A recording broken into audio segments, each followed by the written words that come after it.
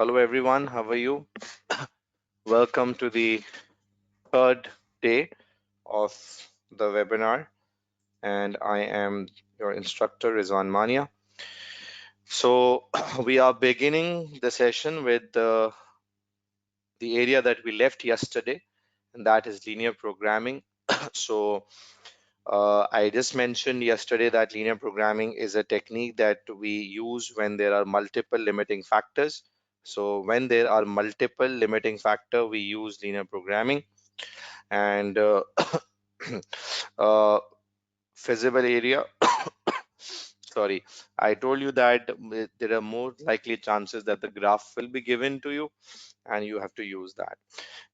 Now I'm quickly moving towards a question that we were solving yesterday, this Kara company question, and I will be explaining you this in a very good style. We did question 21, 22, and 23. Now we are moving towards question number 24. So people were asking me a few questions yesterday about this question 23, that maximum overtime that the company can pay is equals to the shadow price. So yes, the answer is yes. The maximum overtime the company can pay is equal to the shadow price, because shadow price is the additional contribution on if one unit of scarce resource becomes available. So yes. Then the second statement was that the maximum, this is overtime, okay, and this is maximum per hour payment, and this includes the basic wage plus the premium. So if company needs additional hours, so the basic wage was 45, which was given above, and this is the overtime premium, which is equal to shadow price that the management can pay. So yes, you just see here, this is 45 for the labor that is given here. So the maximum that they can pay is 170. So this is also correct statement. Now, fourth question was maximum profit which can be earned in month 3. Now this is really interesting, and I'll just explain you this in a very, very good way, and will give you a very good clarity.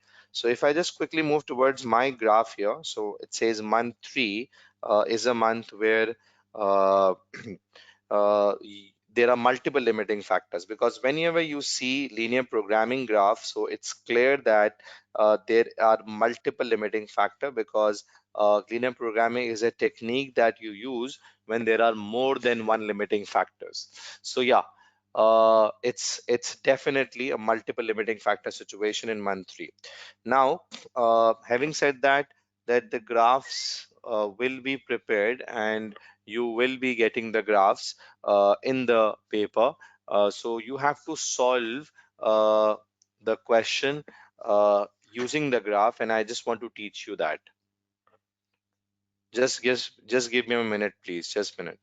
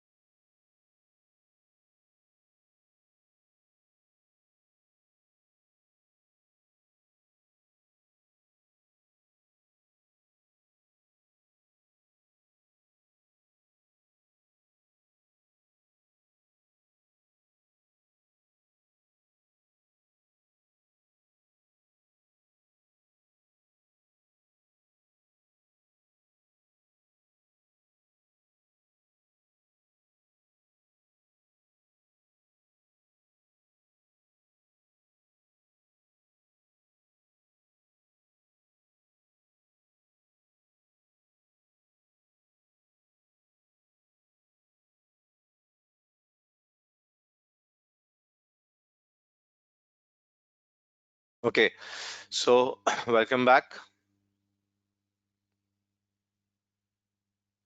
Okay, guys, now just concentrate and I will explain what we have to do. Now, we have different lines here. So let's identify the limiting factors. Obviously, when linear programming is, so there are more than one limiting factors. So you can see here that this line of H is a limiting factor. This is limiting factor for a demand. Okay. And this S is also a limiting factor, and this is also a limiting factor for demand. Okay. Then what you have is you have another line of this. So this is of labor because labor is 24,000 and this equation is of labor. So this is the labor limiting factor. Then you have material limiting factor. As you can see, 35,000 are available in month 3. This is the material limiting factor. This is a material line. And machine hours, we have maximum machine hours of 12,000. So this line is of machine. So this line is of machine and this machine is the limiting factor. Okay. So we have different lines here as limiting factors, and I just showed you the different lines. So these are demand based, these two are demand based, and the rest three are resource based limiting factors. Okay. Now, if I just go to my steps here, so the step says that you have defined the variables. All these things have been done already. Now, this is something that we need to do here, identify the feasible region. So feasible region depends on the inequalities and you need to find out the inequalities. So keeping that in mind, if I just go to the question, so it is very much clear by reading here that these are the maximum availability. Maximum availability means that all the limiting factors are less than or equals to, because once I say maximum, so it all means less than or equals to, and less than or equals to means that these are maximum material labor hours or machine hours that are available. So all are maximum, which means less than or equals to. And if I say about demand, so I have seen here the maximum demand is 4,000. As I can see here, this is 4,000 line, and the maximum demand for H is 3,000, which I can see here, 3,000 is given here. So maximum means that you cannot exceed beyond that, and if you cannot exceed beyond that, so this is represented by maximum inequality, which is less than or equals to. Now all the equations, material less than or equals to, labor is less than or equals to, demand is less than or equals to, this demand is less than or equals to, machine is less than or equals to.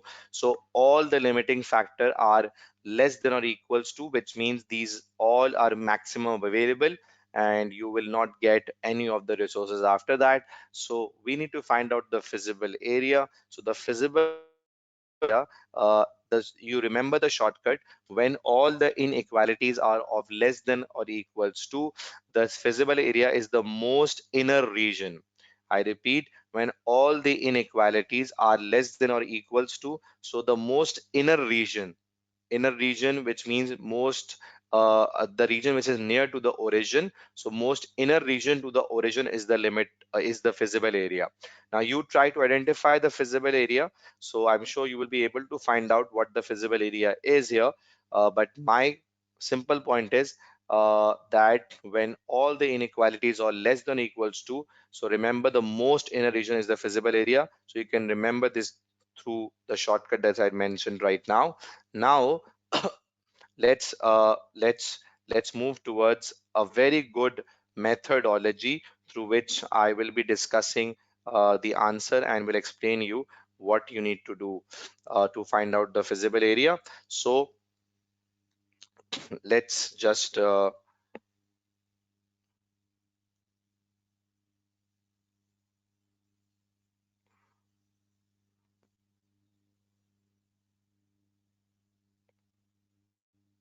okay. Now this is the graph, as you can see, and this is the same thing. As I mentioned that all the inequalities are less than or equals to, so the most inner region is the feasible area. So what is the feasible area? Let's have a look. Now you can see here. See how I'm explaining, and this will make your life really easy. Just understand my method. It's the most easiest method that I'm adopting here. So feasible area are what you can see. These are the points, and the feasible area is OABC.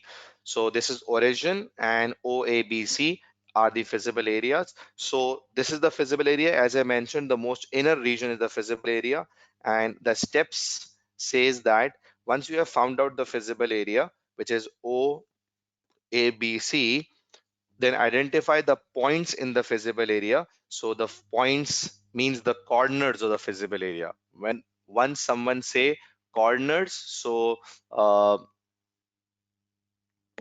so what are the corners of the feasible area? So you can see here the corners of the feasible area are very clearly mentioned here, and those are A, B, and C. So the most inner region, you can see this is the most inner region, and this is the feasible area. So when all the inequalities are less than or equal to, so the most inner region is the feasible area. As I am mentioning here, this is the most inner region, and how I found out that the inequalities are less than or equals to, because of the word maximum was written everywhere. So maximum means you cannot go beyond that. So the inequalities will be less than or equals to. Okay. So as I have found out the feasible area, now let's see what step says to find out the answer. So to determine the optimum point, which means the optimum point would either be A, or would either be B, or would either be C. So to find out the optimum point, we have two methods. One is by inspection method, which is comparatively a time taking method, uh, and you have ISO contribution method, which is time saving method. So as time saving is ISO contribution, so I'm focusing on ISO contribution line method, and let's see what are we required to do. So let's use ISO contribution method to find out the answer. Now in the original question, as you can see here, you can see a line that is here, given here, and you can see on this line it's written 250S and 3115H. So these are basically the contributions that are given here, 250 and 315. So these are the contribution. So this is very much clear that these are the contribution, and this line is ISO contribution line. Okay, so this is ISO contribution line, which is already given to you. And how I figured out was by looking at the figures here. These are the contribution per units which are given to me above as well. So these are ISO contribution line. Now let's see how to find out the answer through ISO contribution line. Friends, are you ready to see the magic? Say yes. Are you ready to see the magic?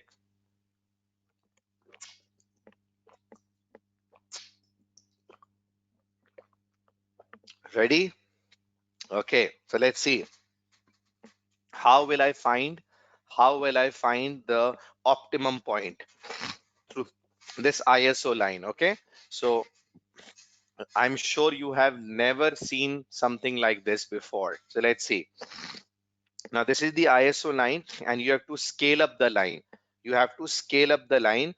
You have to extend the line to the outer region, and we will see how this is done. So let's scale up the line. Okay, see what is happening here, and do give me your feedbacks if you like this.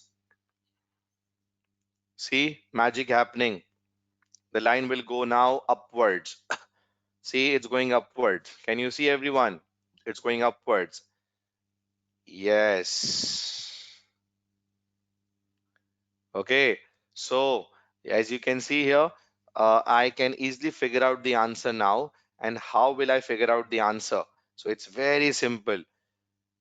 You just scale up the line, and see the last point the line touches, the last point. So first it touches A, then it touches C, and last it touches B. Okay, so the last corner of the feasible area that the line touches is the answer.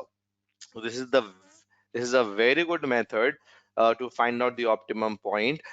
You just have to make the ISO line, and if it is given, just scale up the ISO line through the scale or something straight thing, and then see the last point. See the last corner that it touches is B. So the last point that the line passes through is B, and B is the optimum point because we don't have any other corner after that. So out of A, B, C, the last point that the line touches is the answer.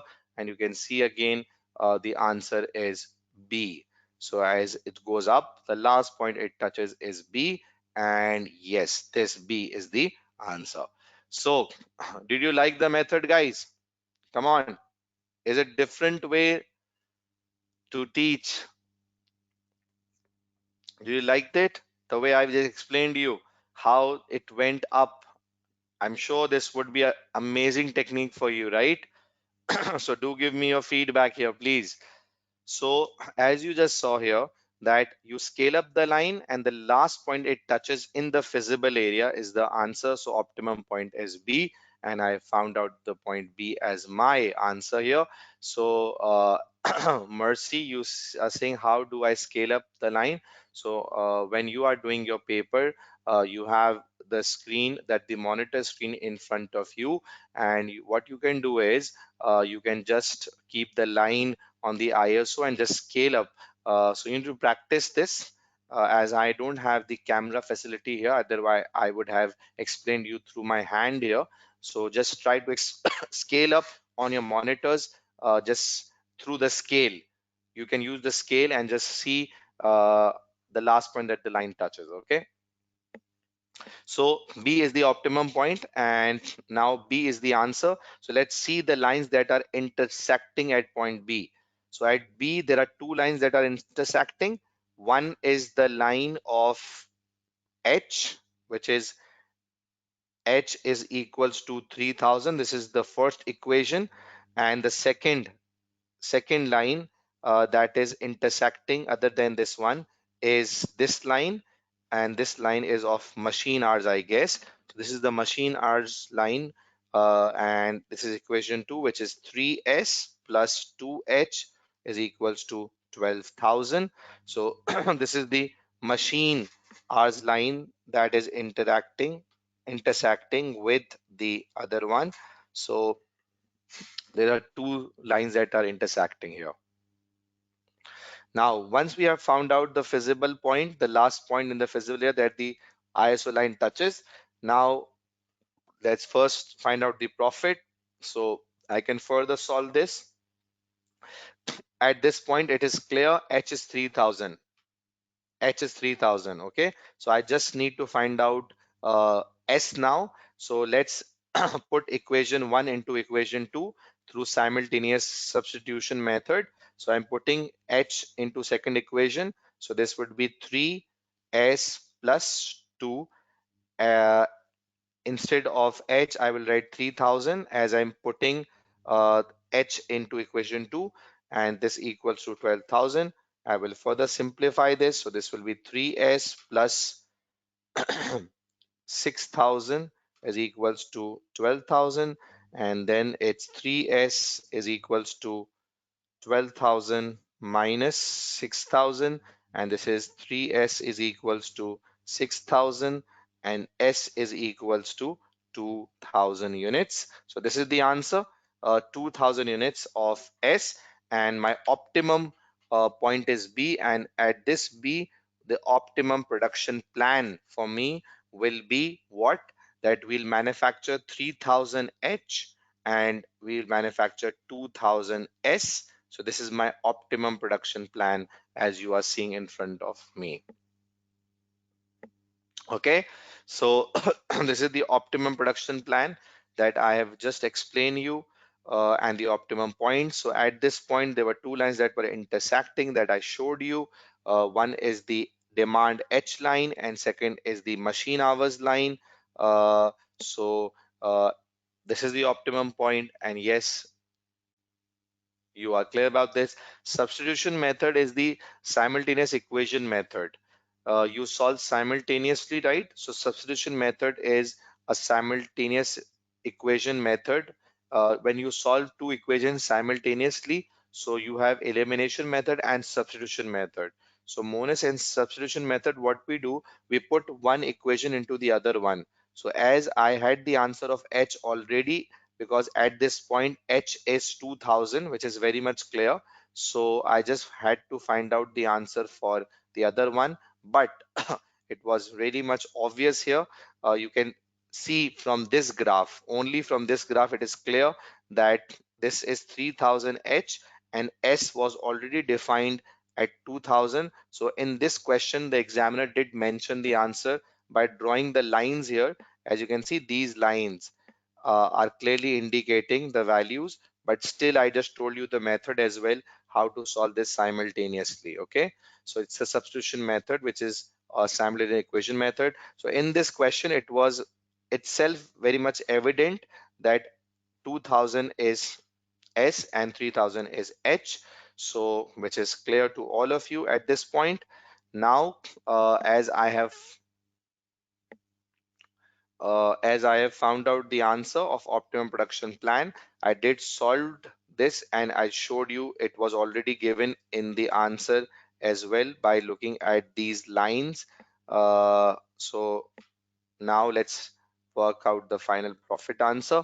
I know the optimum production plan is now given to me. So now let's move towards the final answer and let's solve here for the profit. So I know what the contribution is. The contribution is given to me 250 and 315. I am required to find out the maximum profit so that I can do very easily. Let's first find out the contribution, the total contribution. Let's find out total contribution. Uh, so according to the plan, how many S we will be making? 2000 plus multiplied by the contribution. So the contribution of S is 250, I think. 250 plus how many H we will make? 3000. And how much is the contribution of that? 315. So through this, I can work out the total contribution, total contribution figure. I will work out here. And from this contribution, I need to deduct the fixed cost. And then I will be able to work out the profit. So fixed cost is given to me here. Fixed cost is how much? How much is the fixed cost? It's 300,000 is the fixed cost each month. So we will deduct the fixed cost and we will get the profit. Okay.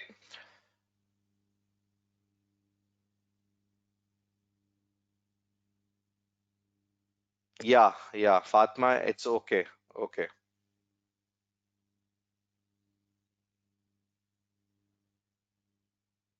Okay. So uh, can any one of you tell me the final profit figure? If you can quickly work out and tell me the answer of the profit figure that you have worked out here, so that we just finalize this question and move on to the next one. If someone can quickly work out the contribution.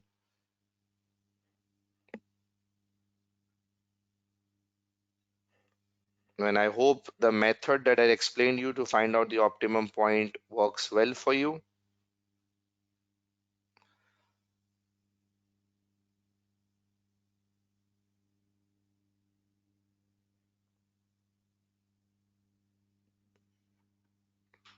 Okay, so profit is uh, 1145. C is the answer, confirmed by the student that the answer is C. Okay,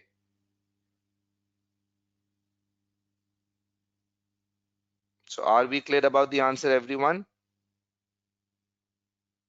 So this is my contribution, 1,445,000, and I will deduct the fixed cost and will get the profit answer of, sorry, I just chose the wrong option, 1145. Yeah, D is the answer, 1145, and this is the answer of profit. Now let's quickly answer few questions of certain students.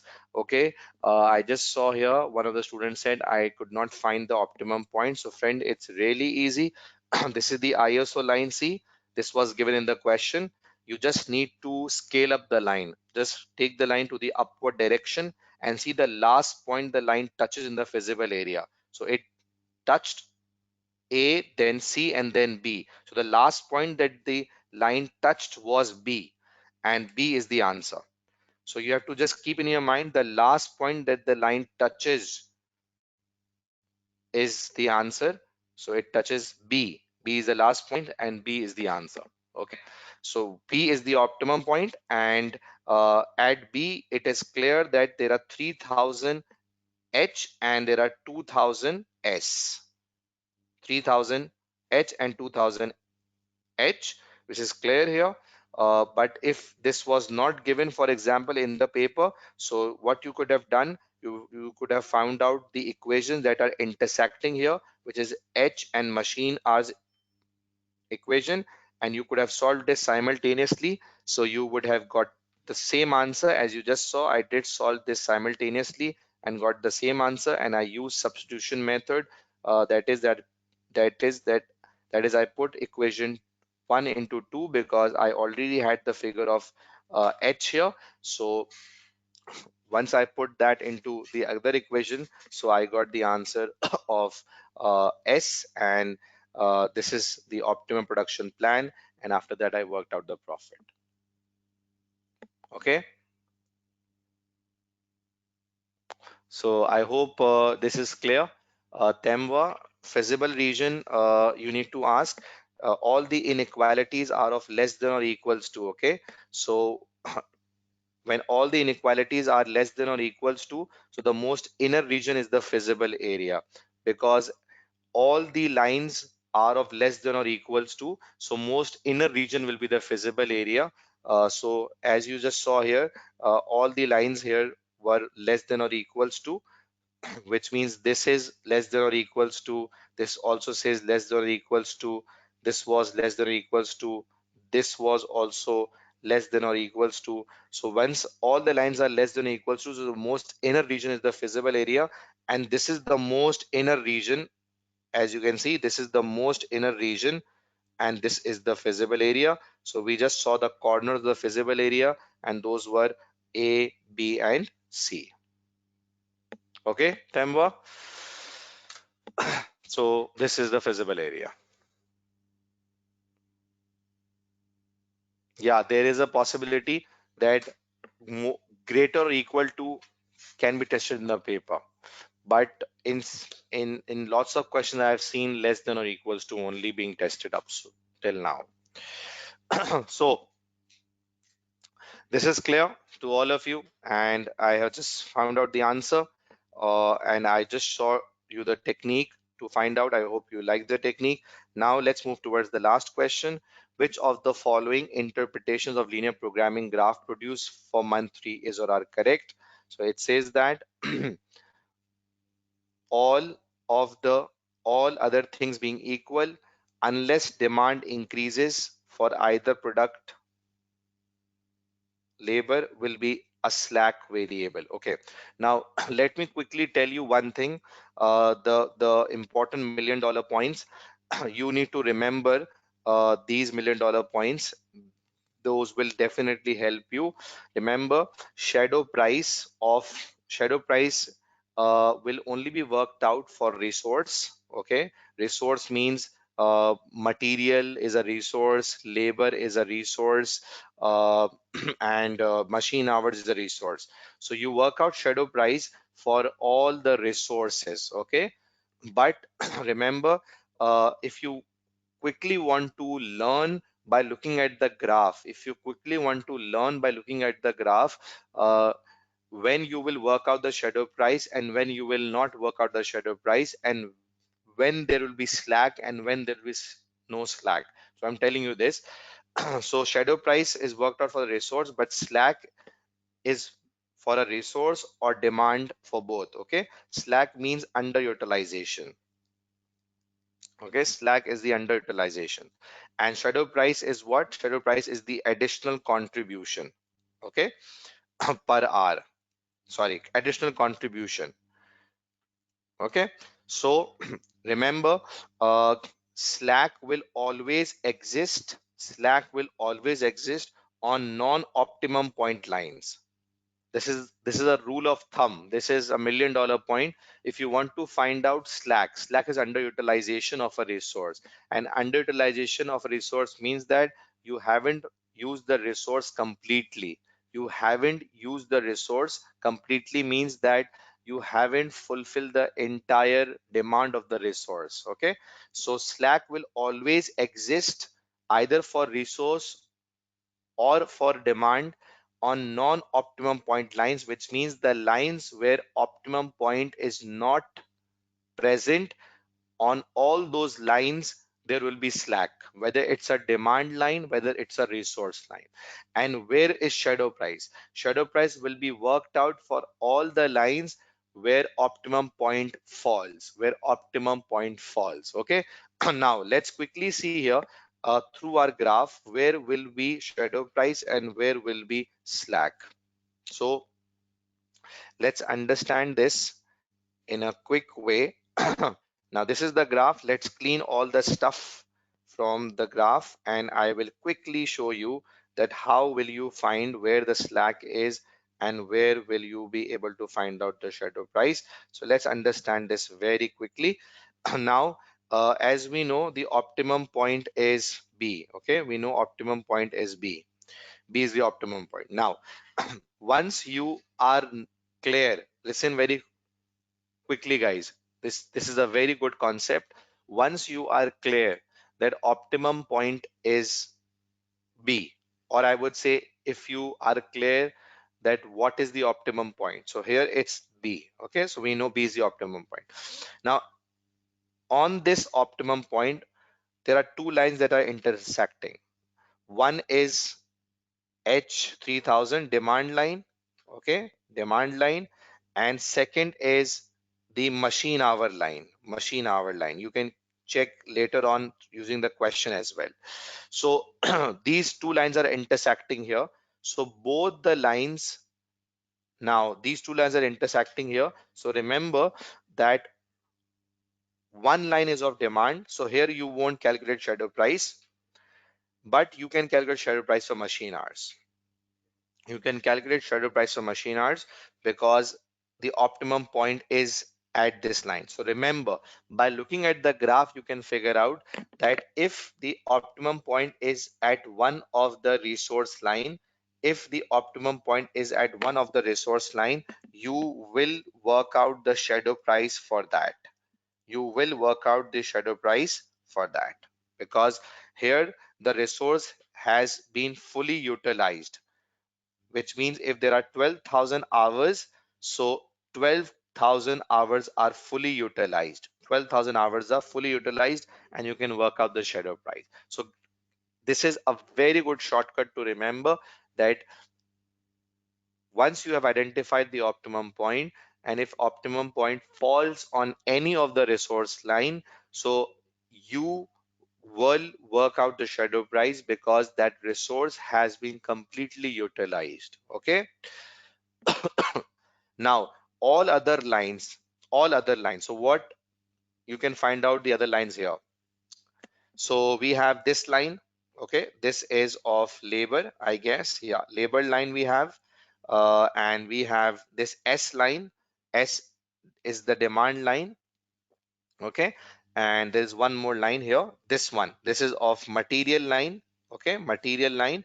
So three lines you can see, this line, you can see this line, and you can see this line.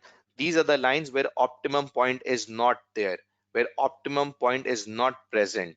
So lines where optimum point does not exist are the lines known as where slack will exist. These are non-optimum point lines, and here will be a slack.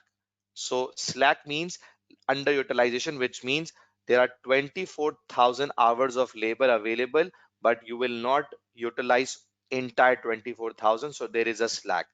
Again, material, you have 35,000 kgs of material available, but you will not use 35,000 kgs because there is a slack, underutilization of a resource. Slack also pertains to demand as well.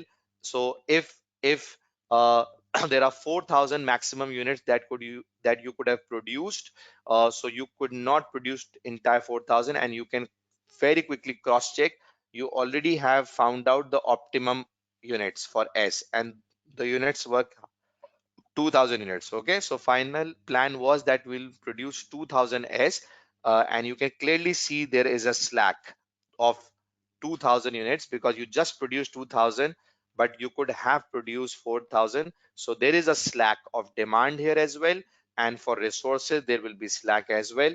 So the best way to keep this in your mind is what?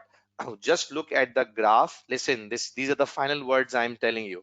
Just look at the graph, just look at the graph and see the lines where optimum point falls, the lines where optimum point falls. So the lines where optimum point falls are the lines where shadow price will be worked out, but only for a resource. So if there is a resource line, like machine hour is a resource line, so you will work out the shadow price. Okay, but all other lines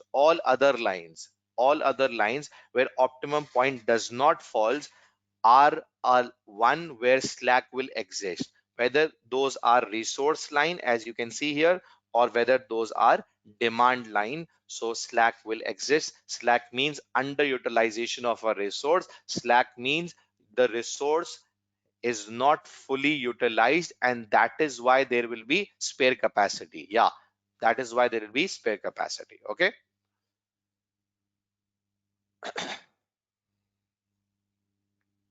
Sir, optimum point should be found before ISO leaves the feasible area.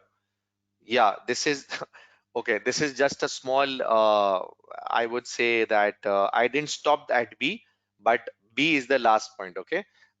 My line just went upwards a bit. So yeah, you are right. But B is the point.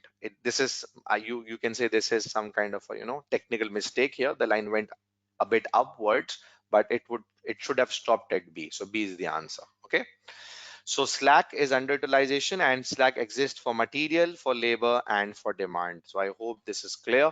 The $1,000,000 points will help you to recognize when you need to work out shadow price for a resource. So remember, whenever you found out the answer on any resource line, whether that is one resource line or the optimum answer is at two resource line, for example, so at both you will work out shadow price.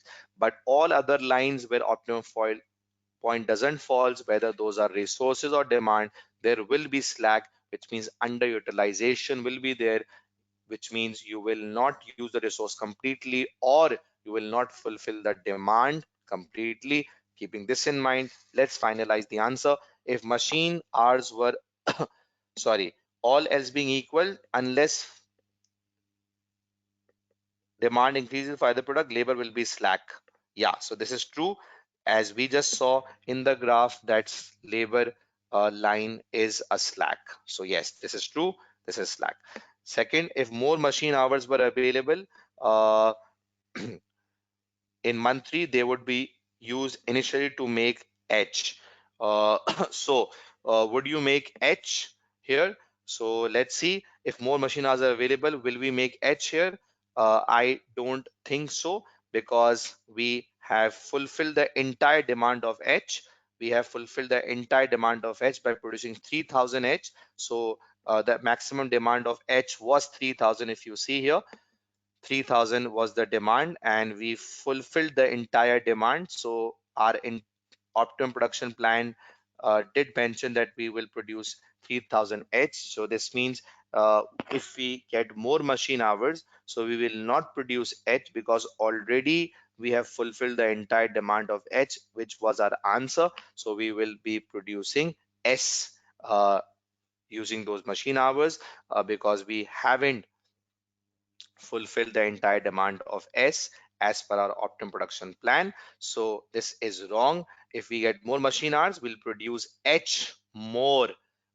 Sorry, we'll produce S more, not H, because H entire demand has been already fulfilled, as you just saw that in our optimum plan, we just decided that we will be making 3000 edge. Okay.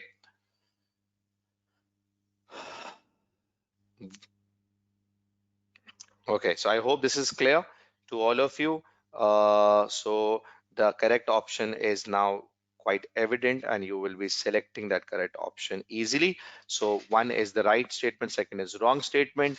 And remember my $1 million stuff that I told you, this is how you will find out the shadow price and slack.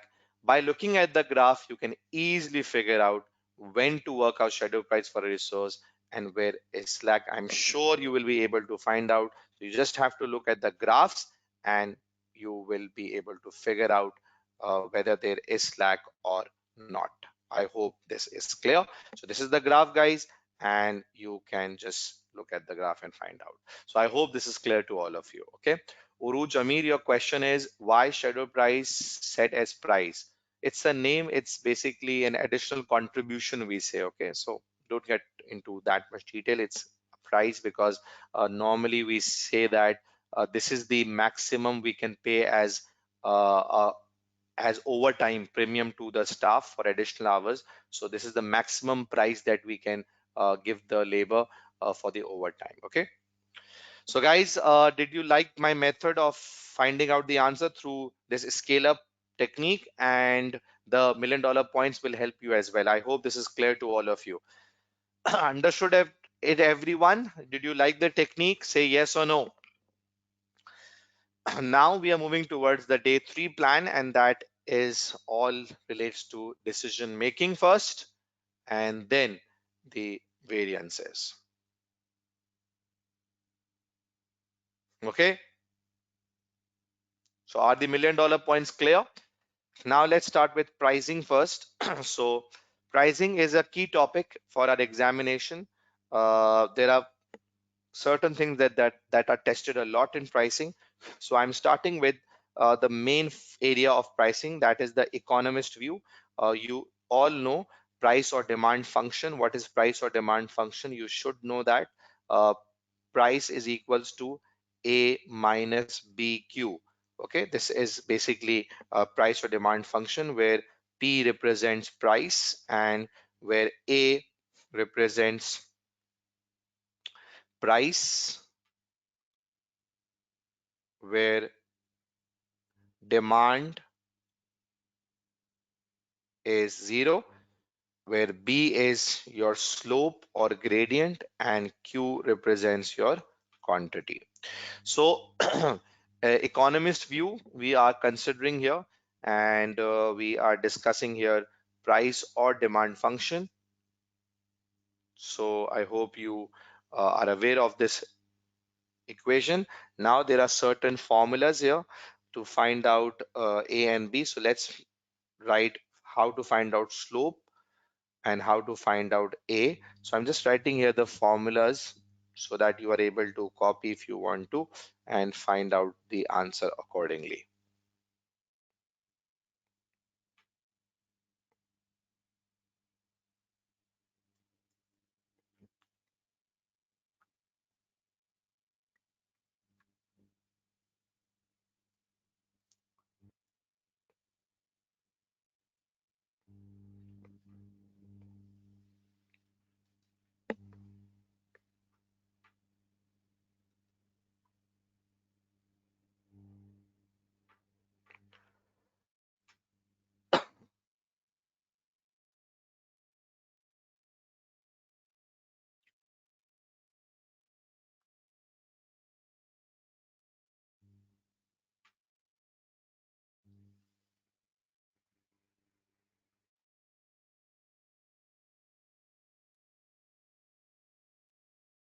Okay, so these are the formulas to find out A and B value.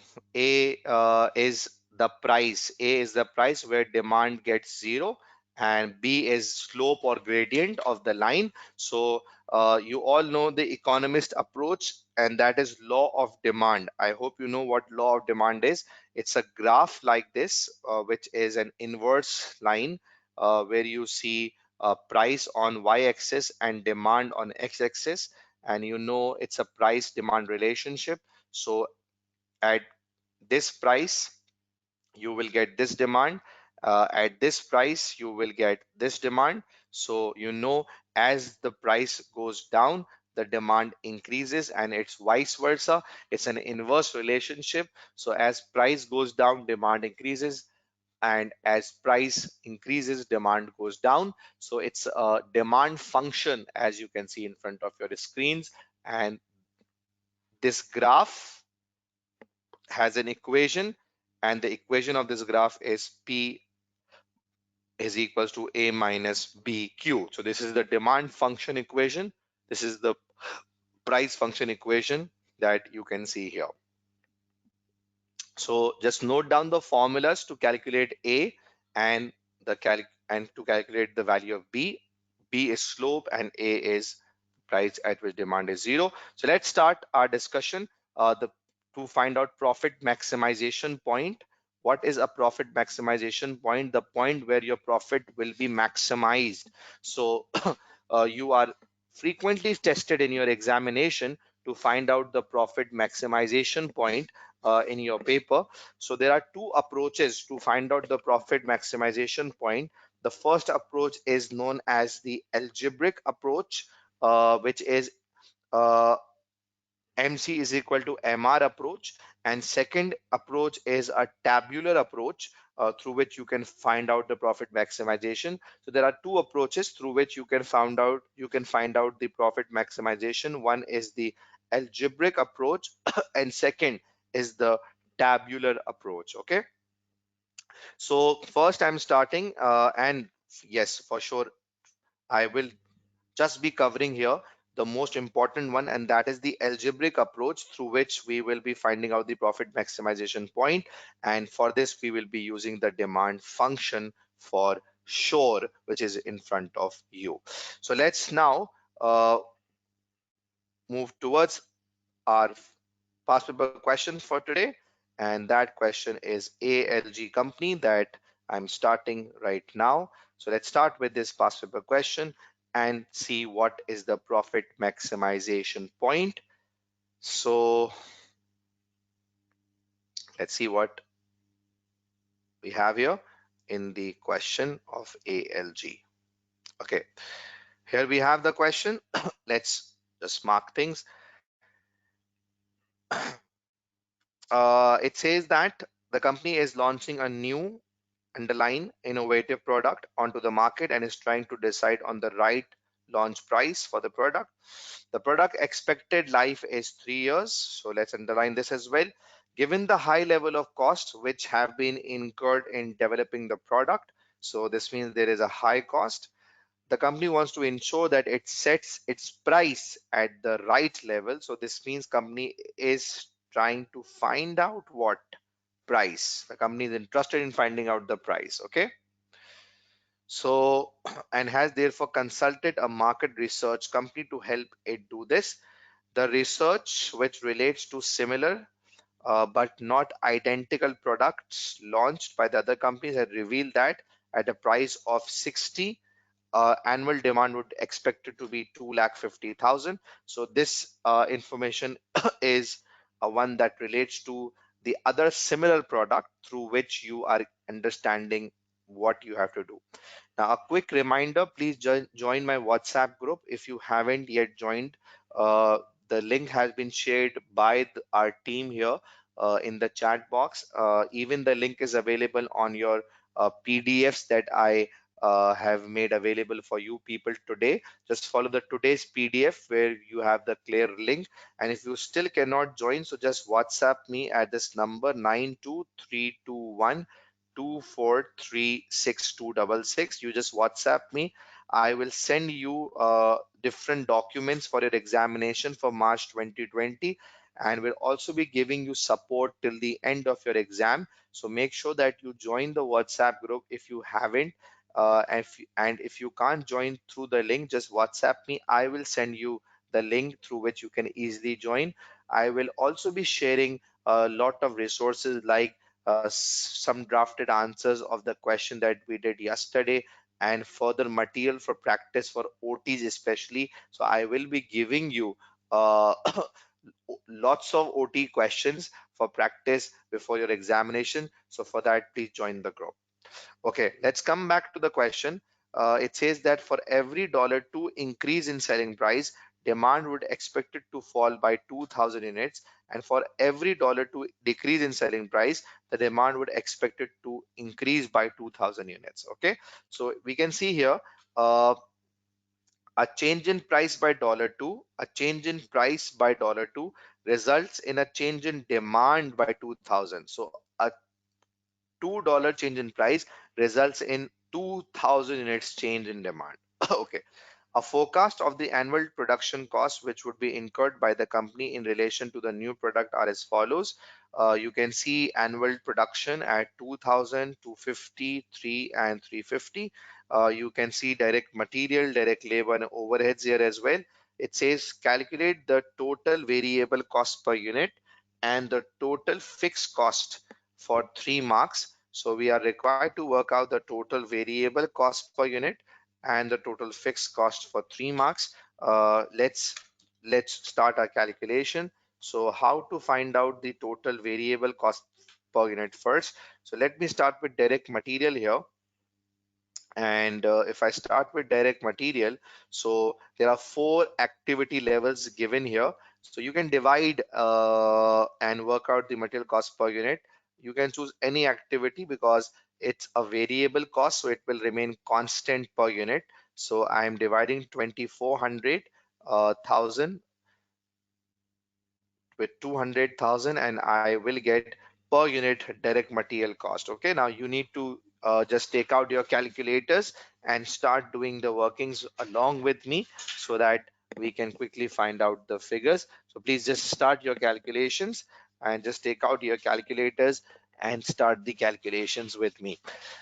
So what do you think your answer here will be for the labor, sorry, for the material per unit?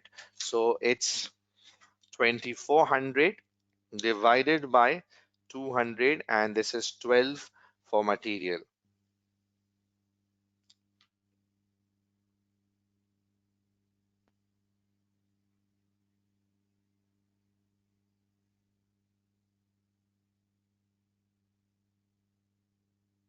Okay, so it's 12 for material. Now for labor, direct labor, I am doing the similar thing here for labor as well. And what I am doing for labor, it's simple. You can see here, it's what you call 1200. You can use any activity, divide this with 200,000, and you will get the answer here of 6 per unit. So labor is 6 per unit and material is 12 per unit. You can do this for any activity and you will find the similar per unit cost. Okay, so it remains the same.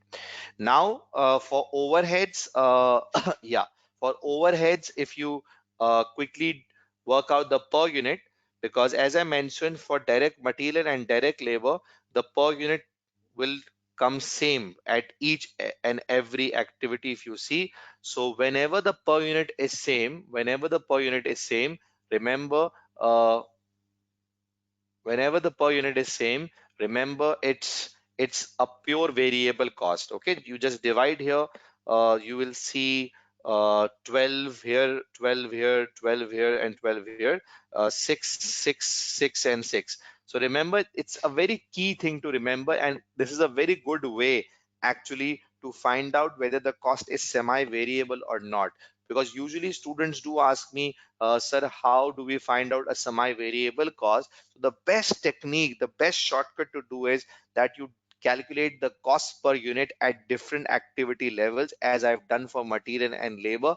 And once you see that once you divide the cost with the units and once you work out cost per unit, so if your cost per unit is constant, so it's a pure variable cost. But when your cost per unit is not constant, so it's a semi-variable cost. So you can just check here for overheads, 1400 divided by 200 if you do here, so your per unit is coming 7. Okay, let's see if I divide 1550 with 250 here. So will I get the same 7 here? Yes, guys, are you all with me? So I don't think it's same. It's 6.2 now. So this means from 7 it went to 6.2, and when it went to 6.2, or when the per unit cost is different, so it's very clear that it's a semi-variable cost. So this is $1 million technique to find out whether the cost is variable or semi-variable. It's variable or semi-variable. So the best thing is you work out the cost per unit. If per unit remains constant, it's a variable cost, and if it does not remains constant, so remember it's a semi-variable cost, and semi-variable cost is a one that you need to separate through high-low method. Okay, through high-low method you need to separate this semi-variable cost. I hope this is clear to all of the friends. Is this $1 million technique clear? Whenever you want to find out whether a cost is semi-variable or not, so just calculate cost per unit at two activity levels. If per unit remains same, so it's a pure variable cost as for material and labor. And if per unit it's not same, as it is not same here, at two activity it would be clear. Okay, you don't have to check for all. So if it does not remain same, so it is a semi-variable cost. And for semi-variable cost, what method do we follow, friends? We use high-low method. So let's use high-low method to separate the overheads. The highest activity is 3,50,000 and the lowest activity is 200,000. The overhead at highest is what you call 1850, and at lowest it's, I think, 1400. So let's work out the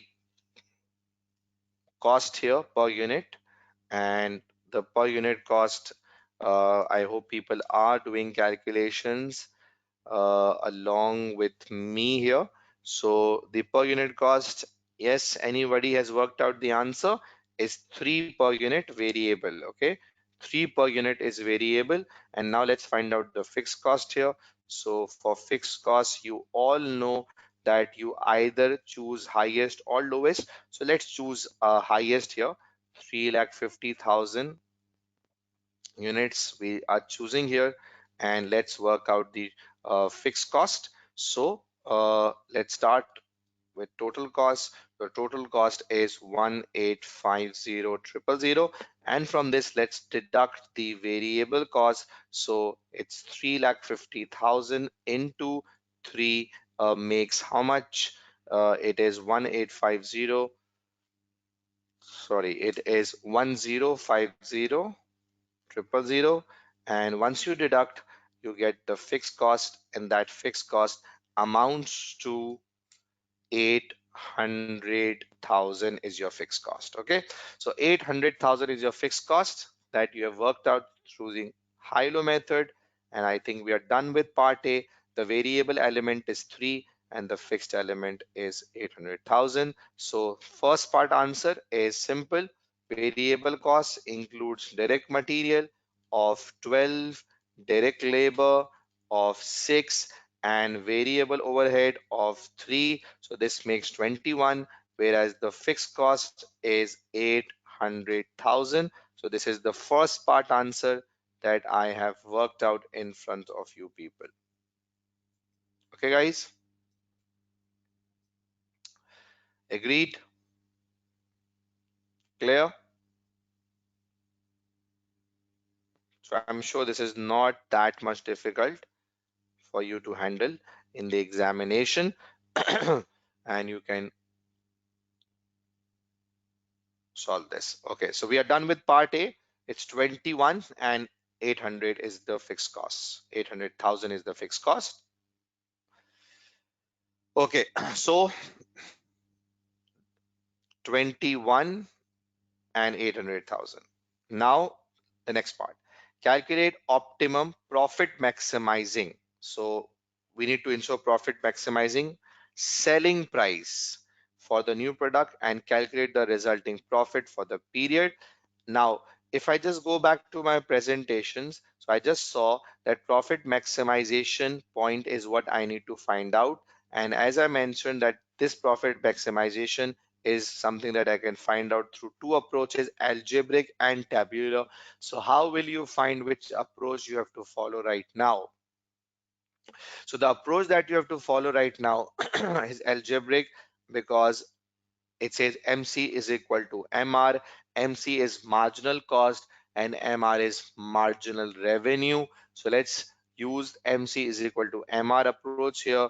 And how I'm finding this, because in the question it is written that follow this MR and MC approach. So by this, I am understanding that I have to follow MC is equal to MR approach for the calculation of optimum profit and the selling price. So friends, I need to find out the selling price, which is the best selling price, which will ensure profit maximization. And the approach that I am following here is MC is equal to MR. So there are certain steps for MC is equal to MR that you should know, that you should follow. There are certain steps to follow for MC is equal to MR that I am mentioning here. So you can copy those steps as well. Okay, so let's now start with our solution here, and let's see how are we supposed to find out the answer of optimum point.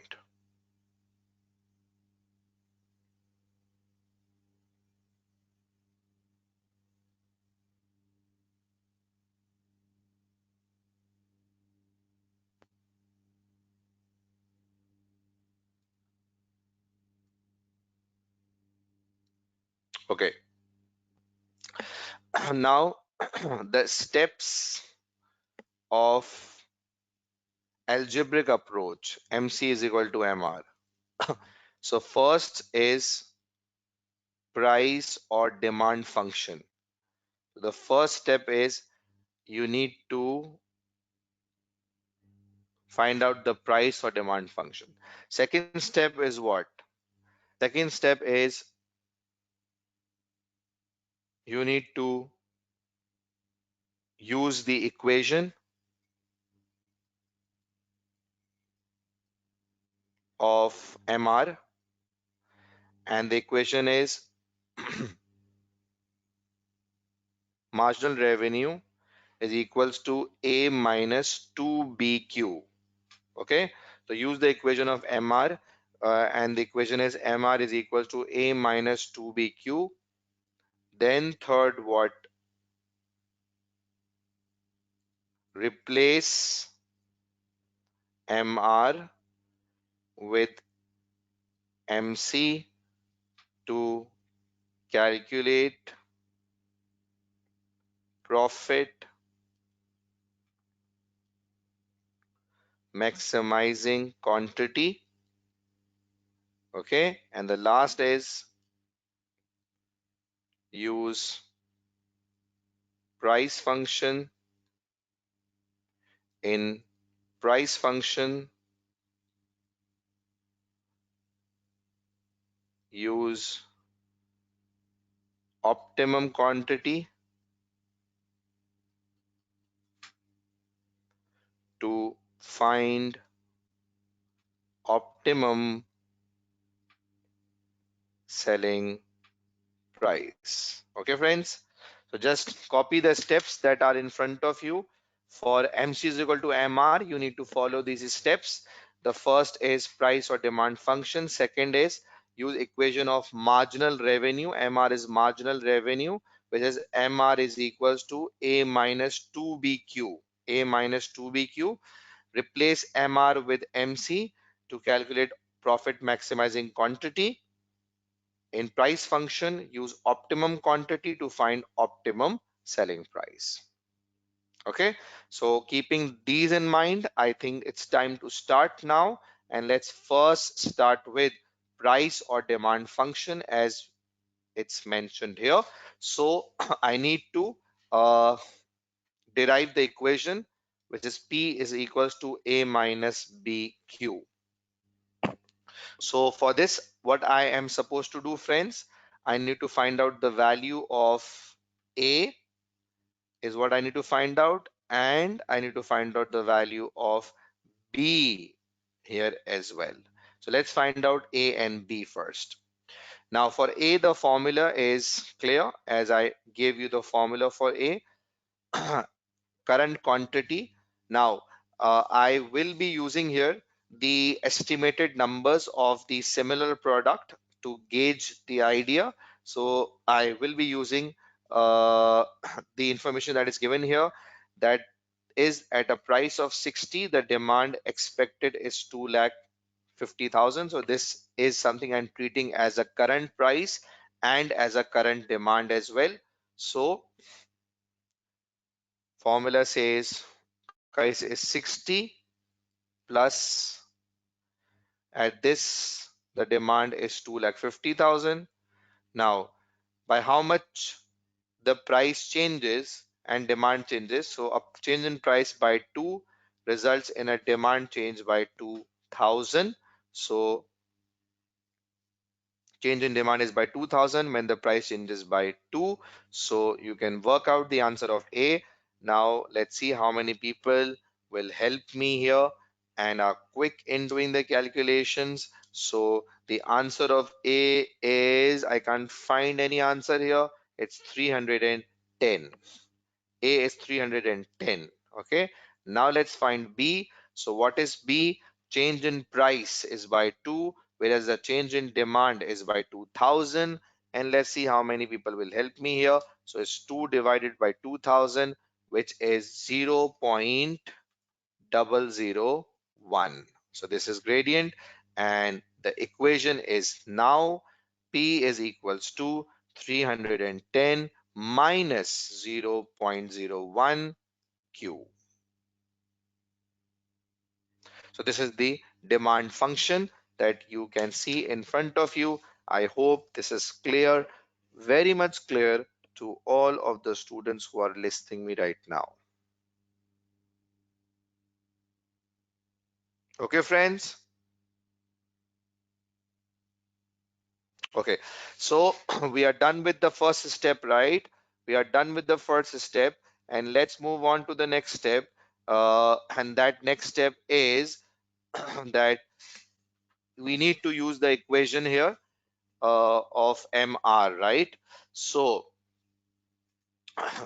as I have already worked out the equation, which is price is equals to 310 minus 0.001 Q. This is my equation. Now let's use this equation for MR. So I would be writing here marginal revenue is equals to 310 minus 2BQ. So 2 0.001 Q. So it's 2BQ, right? And once I solve this, so this will be MR is equal to 310 minus 0.002 Q. Agreed, guys? I hope this is clear. Now let's do one more thing. And what is that? Let's replace MR with MC. Let's replace MR with MC because it says that the point is of profit maximizing point. The point is of profit maximizing point when MC is equals to MR. When MC is equals to MR, so it's the profit maximizing point. Agreed?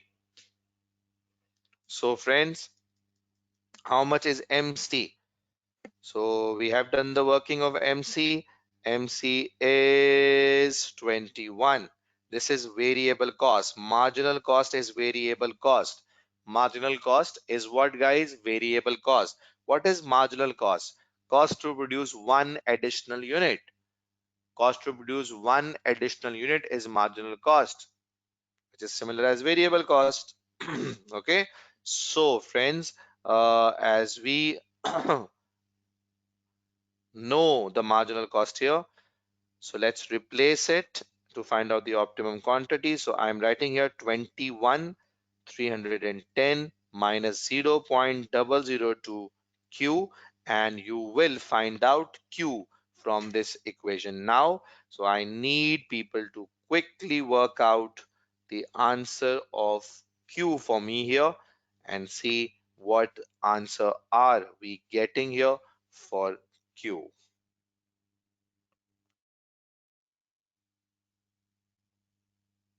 So I'm waiting for the answers. Let's see.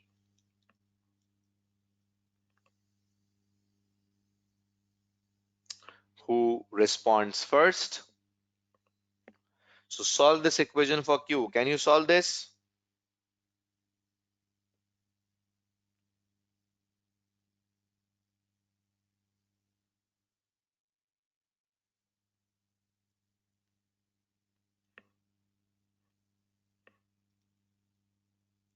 Okay.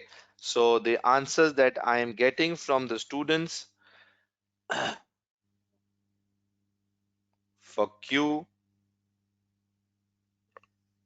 is 144,500. Yeah, it's 144,500. So the Q is 144,500 units. Okay. So these units are optimum units, or I would say these are profit maximizing units. So remember, when your marginal cost to produce additional unit is equals to marginal revenue, which means the revenue per unit that you will earn by selling one more unit. What is marginal revenue? The revenue that you will earn if you sell one more unit. If you sell one more unit is marginal revenue. So if the revenue of one more unit gets equals to the cost of one more unit, so that is profit maximizing point. So at this point, what is the optimum quantity? So the optimum quantity at this point is 144,000 units. So if you sell 1,44,500 units, you will be maximizing your profit. Now let's see in price function, which is P is equals to 310 minus 0.001 Q. Let's put the figure and let's find out what is the optimum price at this quantity. What is the optimum price at this quantity? So I'm waiting for the answers again. And let's see. The price is 165.5. So this is the optimum selling price.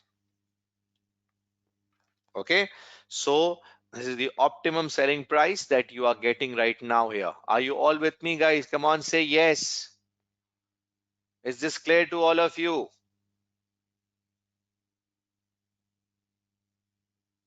Okay.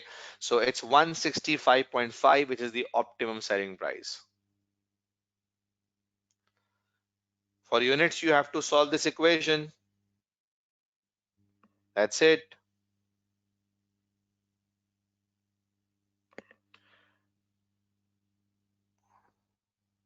Okay.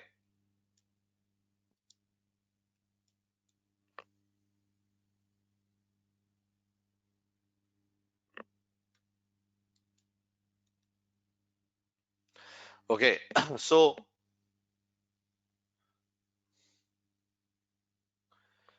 you need to solve this for Q here. Just work back for Q, okay? Just work back for Q and you will get the optimum quantity. So at MC is equal to MR point, MC is 21, MR is 21. So if both becomes equal, this is known as profit maximizing point, okay? Profit maximizing point. And we have worked out two things, the optimum selling price and the optimum quantity. So if you sell 1,44,500 units in the market, your profit will be maximized. And how much price should you charge to sell 1,44,500 units? So the price that you should charge is 165.5. Okay.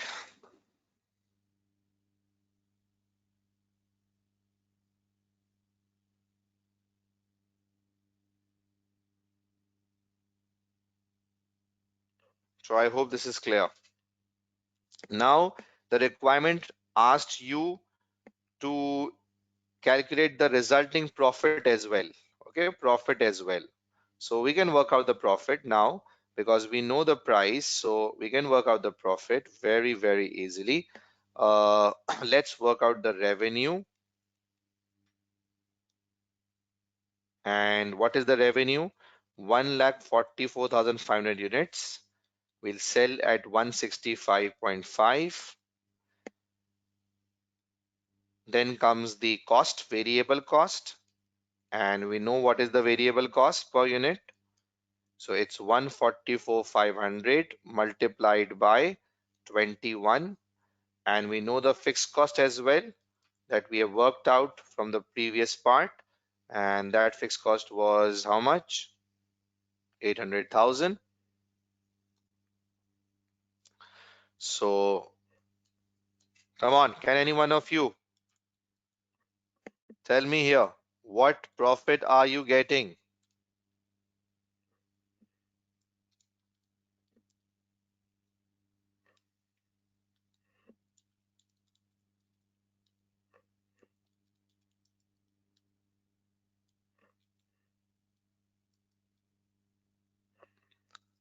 Okay, so you can work out the profit as well, I'm sure. That is not an issue. So you need to deduct from this revenue the fixed cost and the variable cost, and you will get the profit. So hope this is clear to all of you now. Any questions you have?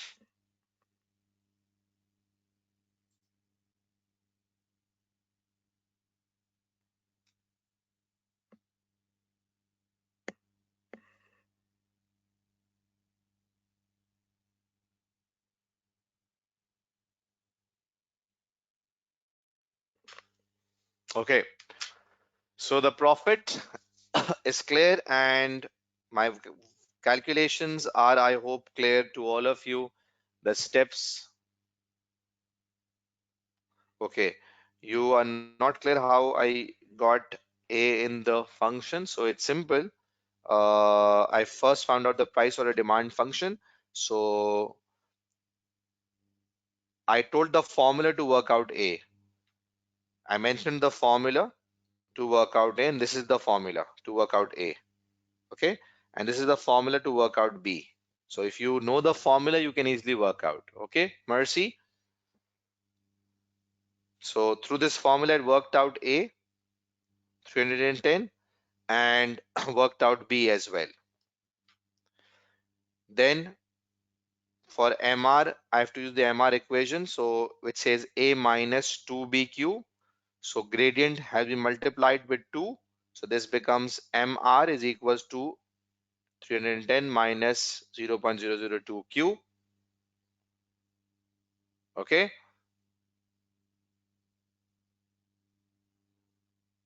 And then I've replaced MC with MR.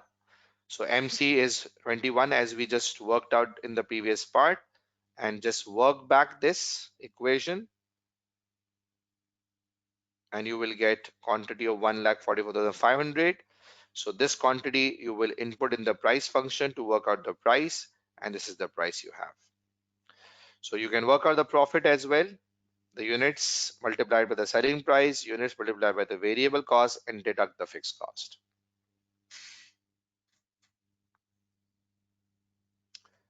Okay, are we clear?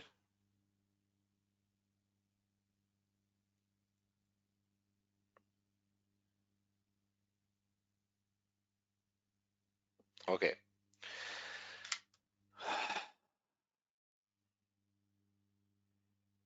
So this is how you work out MC is equal to MR, profit maximization. These are the steps that you have to follow.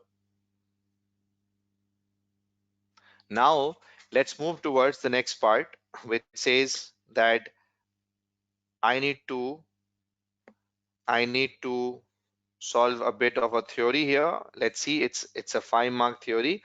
The sales director is unconvinced that the sales price calculated in B above is right one to charge on the initial launch of the product.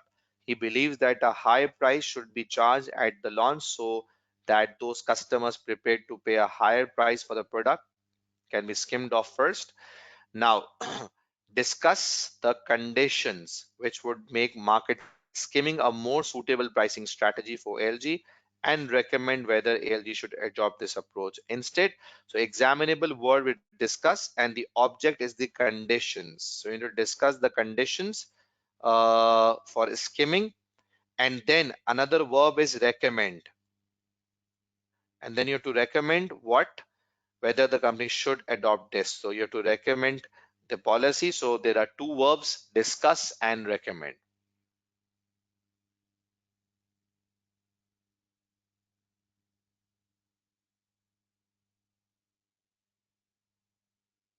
Okay, for that, let's quickly move to my slides and see.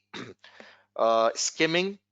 Skimming is what? When you charge high prices at initial phase, and conditions are what? When the product life cycle is short, you use skimming so that by charging higher prices, you can easily enter into profits. When there is inelastic demand, what is inelastic demand? Inelastic demand means inelastic demand means what? Inelastic demand means that a change in price will not have an effect on demand. A change in price will not have an effect on demand. So this is inelastic demand. So if you charge a higher price, it will not have an effect on the demand. So when the product has an inelastic demand, skimming should be used because you know charging a higher price will not have an impact on the demand, not in that big way. Production is limited at the early stage, then you can use skimming where there are barriers for competitors to enter. So barriers means that not everybody can enter very easily. Not everybody can enter very easily is barrier to entry. So is that true? I think it's true. It is true. So let's find out from the scenario. Conditions. So first, is the product new? Yes. Innovative? Yes. And the life is 3 years? Yes. So it seems to be a shorter life cycle of 3 years, right? High level of cost? Yes, which means not everybody can enter the market easily. So by looking, it's a new innovative product, which means it's a unique product. And being unique, it seems to be difficult for people to enter. So there is simply a barrier to entry here because the investment that you require is also high level and not everybody can enter the market. And the life cycle is not that big. It's a short life cycle of 3 years. Okay. So considering all these things, that is high cost, 3 years life, 3 years life,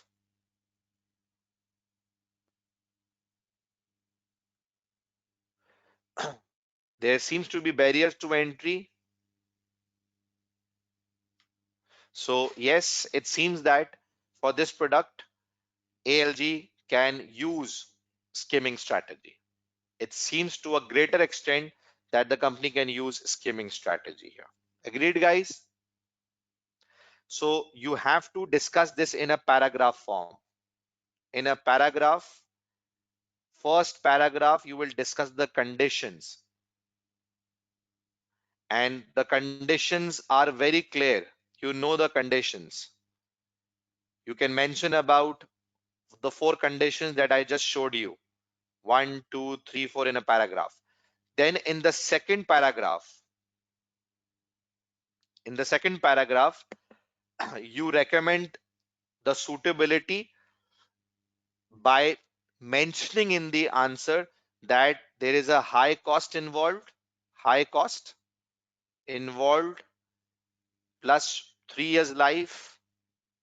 So it seems there are barriers, and considering those barriers, you recommend that company can follow skimming strategy here in second paragraph. Understood the drafting here? First paragraph tell the conditions that you just saw, and then recommend that company can follow, because these are the things mentioned. You have to mention this. You need to link with the scenario. Okay. Now coming back to what is penetration, when you charge lower prices at the initial phase. So what are the conditions? Number one, when you want to target a higher market, so you charge a lower price. When you want to target a higher market, you charge lower prices, because if you charge lower price, you know that big market share you can capture. Secondly, when demand is elastic. What is elastic? You know that, guys? What is elastic? When a small change in the price results in a big change in the demand. When a small change in the price results in a big change in the demand. So when demand is elastic, so you know a small reduction in the price can give you a big increase in the demand. So you go for this option. Or you need to discourage competition. So when you need to discourage competition, no, you won't be asked to draw a graph in the examination. Okay. So to discourage competition, you charge a lower price. And when you want to quickly move to growth and maturity stage, so if you charge a lower price, you get a bigger market share. Once you get a bigger market share, you can quickly move from growth, sorry, you can quickly move from introduction to growth and maturity stages. So these are the conditions and these are the pricing strategies. So I hope this is clear. Remember that you have to draft the answer here, and once you draft, send me the answer on WhatsApp group. Write this in first paragraph and this in the second paragraph. Okay, and send me the answer drafted one. Take a screenshot and send me in the WhatsApp group, so that I can give you the feedback how your drafting is going on and how you're linking with the scenario. So for joining the WhatsApp group, if you haven't yet joined, make sure you join the group by sending a message on this number below, and I'll send you the link, or you can use the link yourself. Just send me a WhatsApp on this number +923212436266. Let's take a 5-minute break here, and after 5 minutes we will start with another topic that is known as risk and uncertainty. Risk and uncertainty.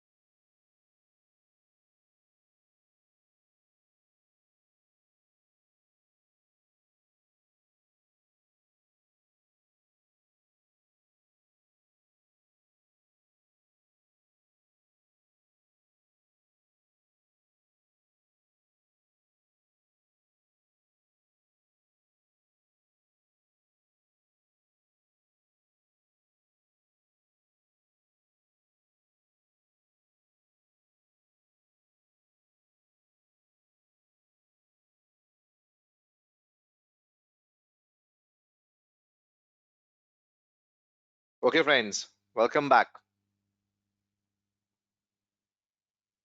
Okay, what's your question? What would be the price to break even? Uh, this is the price where you will achieve maximum profit. Okay, so just don't get confused by seeing that MC is equal to MR. Actually, that MC and MR is for just one unit where both are same.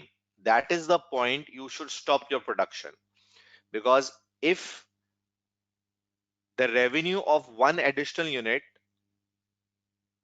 is same to the cost of one additional unit, so that is the point where that one unit is showing a break even, and this is where you should stop your production, and that will be your total maximum optimum units.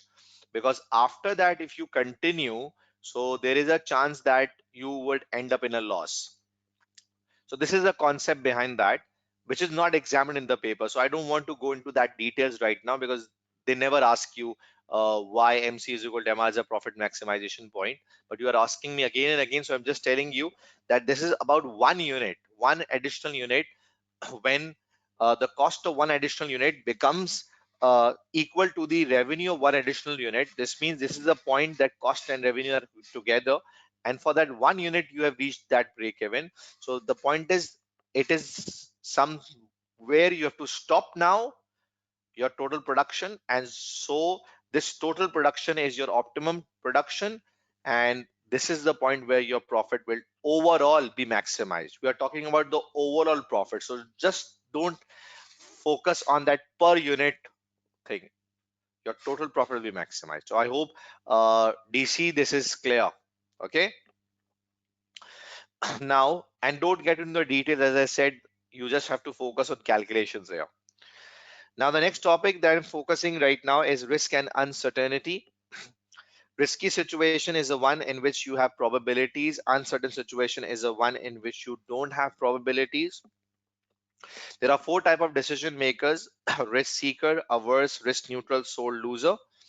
In my previous webinar, I uh, did a question where I solved that question by finding out the answer of maximax, maximin, and minimax regret rule and expected values. Uh, Today, I am solving a question in which you are not given with a payoff table, and you need to make the payoff table yourself.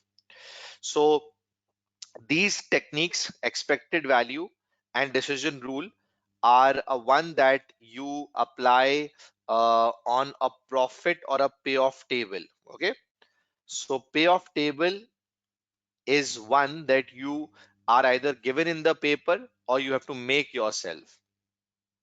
So in the previous webinar, I did a question where the payoff table was already given. I will just give you the reference of that question as well. So the payoff table was given, and you just had to use the techniques like maximax, maximin, and things like that. Today, the question that I'm solving in front of you is a one in which we will actually prepare a payoff table, and using that table, we will use the techniques. Okay. So there are four type of decision maker: risk seeker, risk averse, risk neutral, and sole loser. So risk seeker is a person that is willing to take risk, and remember, risk seeker use technique maximax, which is a one that says that from the maximum we need to select the maximum. Okay. Risk averse is a person who takes very less amount of risk and follows the technique maximin, which means from the minimums we need to select the maximum. Okay, from the minimum outcomes we need to select the maximum outcome. Risk neutral person is a one who basically uh, goes for the most likely result, and that's why risk neutral follows expected values, because expected value uses probabilities and it gives you the most likely result because there are probabilities in expected value. Sole loser is a person who want to minimize the future regrets. Future regrets. Sole loser. So sole loser basically uses minimax regret rule, which is a technique which says that from the maximum regrets, we need to select the minimum regret. Okay. So now these are the techniques that you apply, and let's move towards a question where we need to prepare a payoff table. So what payoff means, let me give you few things to understand here. Payoff is a return of your actions. You study, you pass. Pass is a payoff. You don't study, you fail. Fail is a payoff. You make investment, you earn profit. Profit is a payoff. You make investment, you incur a loss. Loss is a payoff. So payoff is what? Returns of your actions, returns of your decisions. So that is a payoff. Okay. So payoff table is prepared by two major components. One is known as decision alternative. Okay. And second is known as state of nature. So today I will be focusing more on payoff table, not on the techniques, because for techniques you can watch my previous sessions as well. But today my focus is more towards this payoff table. So decision alternative is what? Decision alternative means options. These are the options that are available to the decision maker. So decision alternatives are the options available to the decision maker. And DA, decision alternatives, we call this DA. DA are the options that are available to the decision maker, which means these are in the decision maker control. These are in the decision maker's control. Okay. So DA is something that is in the control of the decision maker. Now you need to keep this in your mind that something that is in the control of a decision maker, something that is in the control of a decision maker is known as decision alternative. Okay. Now what is state of nature? Something which is not in control of a decision maker is a state of nature. So when certain things that are not in your control, like for example, what demand in the future will be, do we control demand? The answer is no, we can't control the demand. So if we can't control the demand, so demand is state of nature. So when you can't control anything, so that is known as state of nature. So to prepare a payoff table, you need to remember that in a question, you need to find out two things. Payoff table, sorry, I beg your pardon. In a question, you need to find out two things: decision alternative and state of nature. If you are able to find out decision alternative and state of nature, you can make a payoff table, prepare a payoff table. So guys, tell me, something that is in your control is what? Decision alternative. Something that is not in your control is what? State of nature. Got it? So to make a payoff table, these two things are important. Now, a very simple way to find out what is DA in the paper and what is Sun, other than this control point. So a simple way to find out is what, is probabilities. So probabilities are given for state of nature. Probabilities are given for state of nature. Why? Because probability is what? Chances of occurring an event. So when something is not in your control and you can't take decision of that, so for that you need probabilities. For that, you need to know what are the chances of certain thing. So remember, the $1,000,000 point is when you are given with probabilities in a question, there is a high chance that particular thing, that particular thing is what? State of nature. Friends, are you with me? Say yes or no. Can people hear my voice?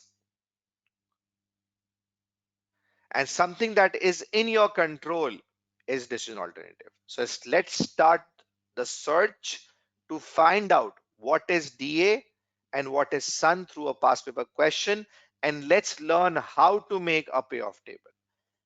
Are you all ready? Okay, so let's start with a question. Cement company.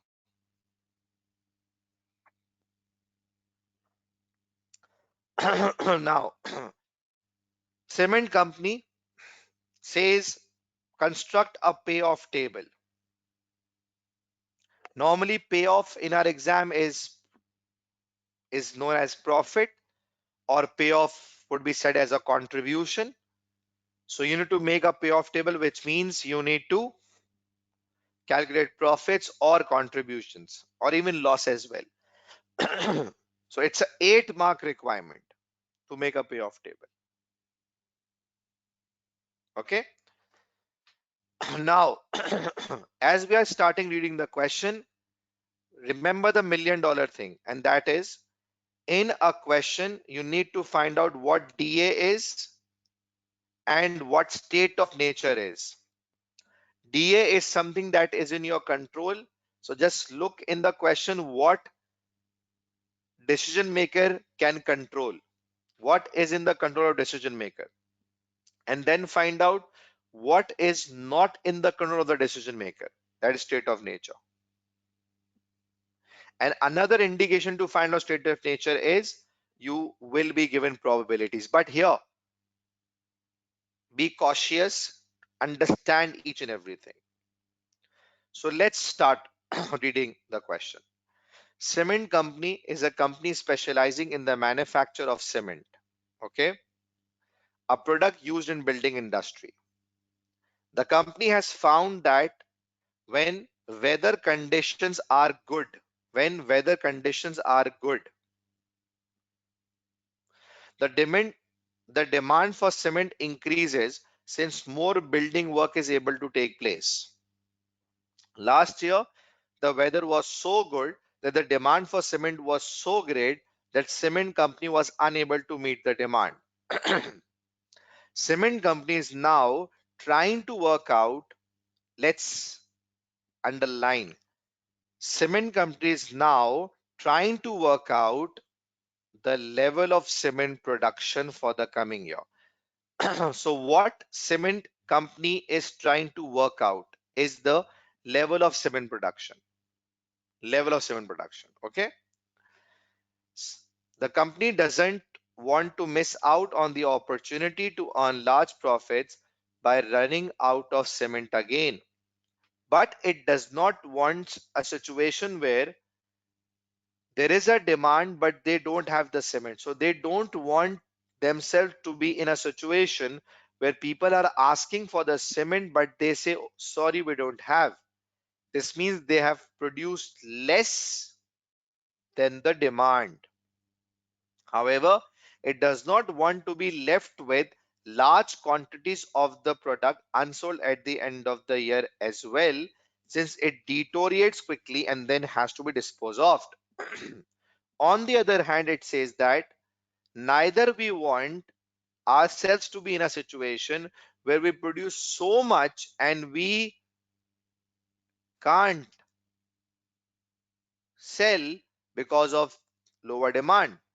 Because if we have produced more and demand is less, so we will be left with the cement and it deteriorates quickly and that has to be disposed of. See, so what they want, they neither want to be left with too much of inventory of cement, nor they want to produce so less that they cannot fulfill the demand. Fulfill the demand. Okay. So let's read further. The company has received the following estimates about the probable weather condition and the corresponding demand levels.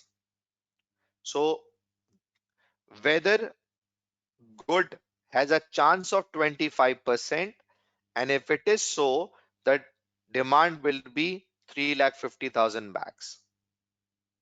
If the weather will be average, the demand, sorry, the probability of that is 45%, and the demand in that case will be 2,80,000 bags. If the weather is poor, the probability of that seems to be 30%, and the demand will be 200,000 bags. Now here you are given with a situation where you are not clear what the weather condition will be, and the demand is dependent upon the weather condition, which means whatever the weather is, the demand will be according to that. So I can say here that demand is dependent upon weather. So whatever the weather is, demand will be that. Okay. Each bag of cement sells for 9 and the cost is 4. If cement is unsold at the end of the year, it has to be disposed of at a cost of 0.5 per bag. Cement company has decided to produce. Now, this is a very crucial paragraph. Cement company has decided to produce at one of the three levels of production. Okay, has decided to produce at one of the three levels of production to match forecast demand. It now has to decide which level of cement production to select. Now, friends, you need to find out here you need to find out what DA is and what state of nature is. I'm giving you a quick 1 minute here, and you just write in the chat box what you think DA here is and what sun is, so that I get to know your concepts. Your time starts now.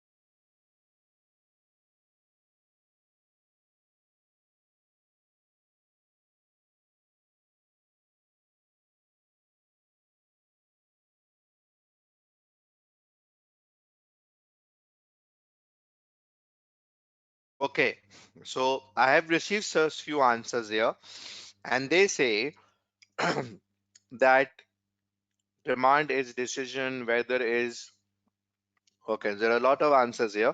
Now, what is DA here and what is sun? So let's start with sun. Now I can say sun is weather, as you cannot control weather. So weather is sun, outside your control, and also the probabilities are attached with weather as well. So it gives a further evidence that weather is sun. Okay. Now the question is what demand is. So demand is also dependent on weather. So indirectly, demand is also state of nature because whatever the weather is, demand will be according to that. So this means that if weather is something that is not in your control and if demand is dependent on the weather, so this means indirectly you cannot control the demand as well. You don't know whether 3,50,000 or 280 or 200,000 bags will be sold. So this means that demand is indirectly state of nature as well because demand is dependent upon weather. So yes, if weather is uncontrollable, hence demand is uncontrollable. So you can say demand is also a state of nature indirectly. And you can use these probabilities for demand as well because demand is dependent on weather. Now what sun demand is sun, okay? Now what is DA? DA is what? DA is the production levels. Production level is something that is in the control of the decision maker. How many units to produce is in the control of the decision maker. But the question is that how many production levels do we have between which they will decide? How many production levels they have between which they have to decide? So the question said that they will match the production with the demand. They will match. Now, what matching means? That is, if demand is 3,50,000, so one option they have to match is they make 350,000 bags, produce 350,000 bags. If demand is 280,000, so the other option they have is to produce 280,000 bags. This is how you can match the production levels with demand. If demand is 200,000 bags, so you can produce 200,000 bags, and this is the third production level. So this means there are three production levels if you want to match the production levels with the demand. So if there are three levels of demand, so there will be three levels of production as well. Because the question mentioned here that they wanted to match the level of production with the demand. So if there are three levels of demand, so there will be three levels of production as well. Common sense. Okay, friends. So yes, the DA is production levels and there will be three production levels, same as the three demand levels because they asked us to match. So three production levels, what? Either will produce 3,50,000, either will produce 2,80,000, either will produce 200,000. So these are the three levels and the decision maker has to decide whether they want to make 350 or 280 or 200. So we have a question from Iraj Fatma. She says, isn't demand always sun? Yeah, in lot of situations it is, yes, because this is outside your control, but still I would recommend thoroughly read a question. Thoroughly read a question.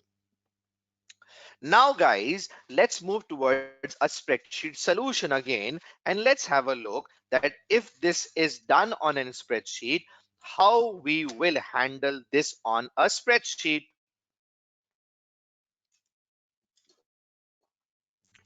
So to understand how we'll handle this on a spreadsheet, it's time to move towards spreadsheet now.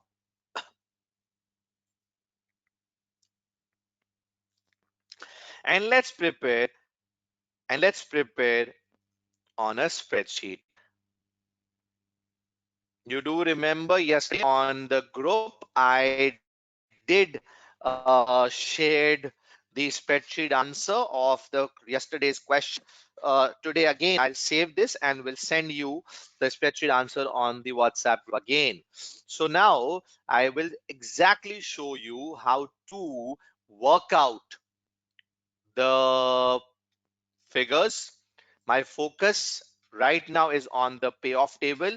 The rest, I assume that you know how to work out the decision rules, that I will quickly tell you the answers, but my explanation will focus here. So I'm making a payoff table for the first part.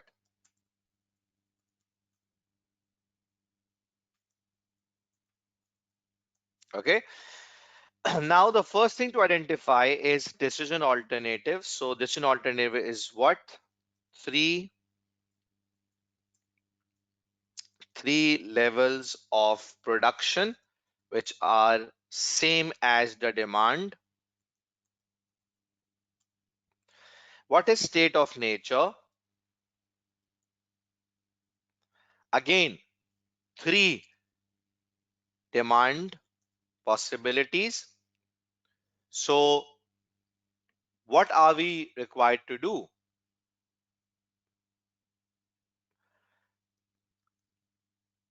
3 multiplied by 3 means how many outcomes do you have here? 9 outcomes. So your table will show 9 outcomes. 3 threes are 9. Okay. Okay. So a payoff table looks like this. It all depends where you show decision alternative and where you show state of nature. It's up to you completely. But right now I am showing decision alternative in column. And what is decision alternative here? The production levels. So either we can produce 350,000 bags, or we can produce 280,000 bags, or we can produce 200,000 bags, because we need to match. Okay, so if you are required to match, so in that case, friends, you must keep that in your mind, that whatever the demand is, similar will be your production level. So now it's time to write the demand here in rows. Either the demand would be 350,000 bags, either it would be 280,000 bags, either it would be 200,000 bags. So this is state of nature. Now, if I just give this a look of a table and just draw certain lines for you people, so it looks like a table. And yeah, if I just zoom in a bit here, so that makes more sense now. And you can see 9 boxes coming in front of you. As I mentioned, 9 outcomes, so there are 9 boxes, as you can see. So these are 9 possibilities, 9 profit figures you need to work out. So let's work out 9 profit figures. Okay, so let's do calculation one by one. I hope this is clear to all of you. 3 demand possibilities are these, and they want to match these with the production. So same will be for production as well. Now it's a common sense thing that will come into play. There are 9 workings I need to do. So I'm just giving the numbers for you here. I can use my pen here. So yeah, working 1, working 2, working 3. Let's do the workings vertically. So you start with the first DA, and this DA is 350,000. So you start with the first DA. Okay, you start with the first DA, and that is 350,000. And for this DA, let's calculate 3 possibilities of profit. So let's give the reference of 1, 2, and 3. Now revenue, I need, what else I need? I need cost here, okay? And I need disposal cost here as well, if you remember, and I will get profits.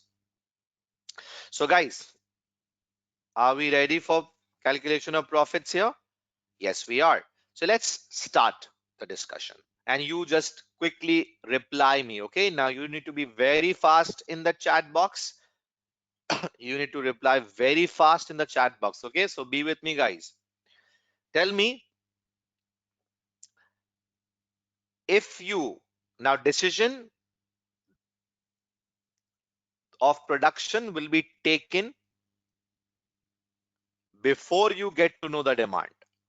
So it's the decision that you have to take first. Now tell me, if you produce 3,50,000 units and the demand is 3,50,000, so will you be able to sell what all you have produced? Come on, I need now answers, okay? I can't see your faces.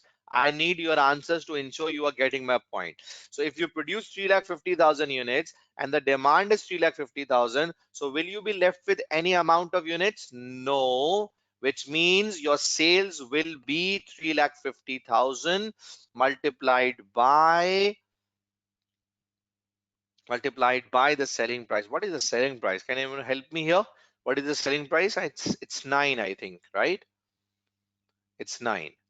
All production sold. Okay.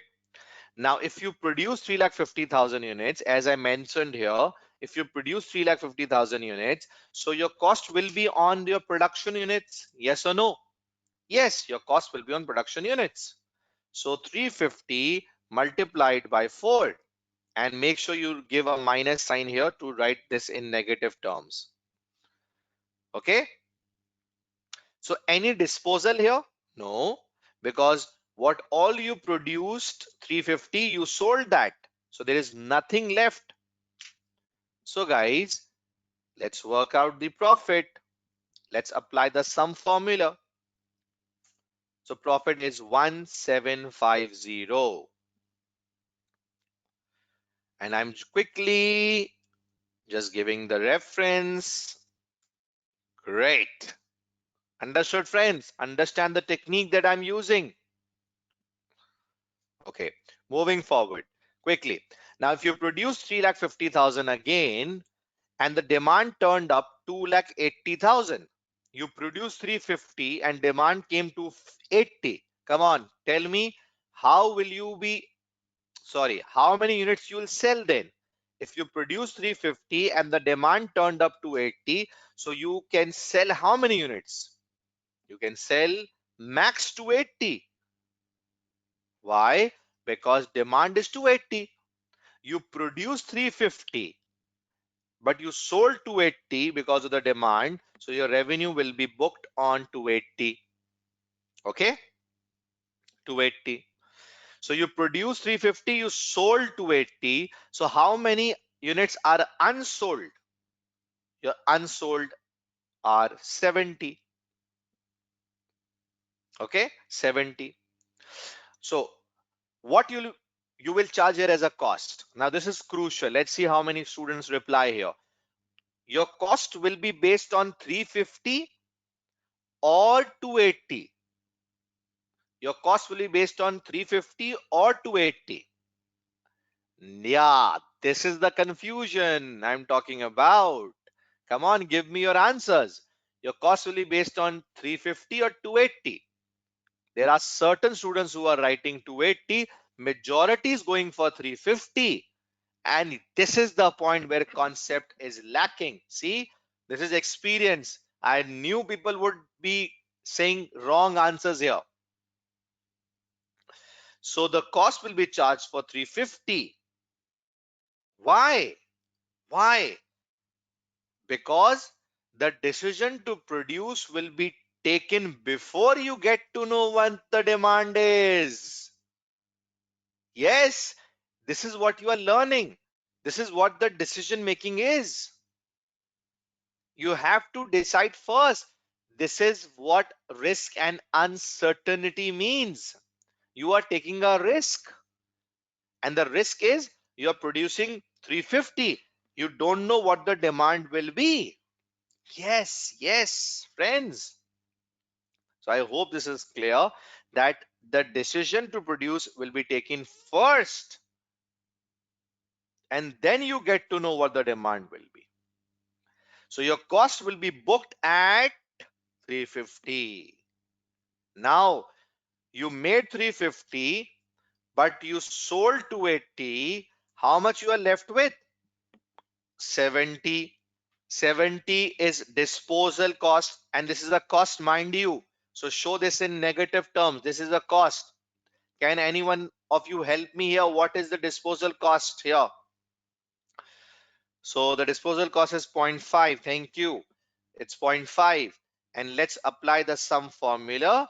And the answer is 1085.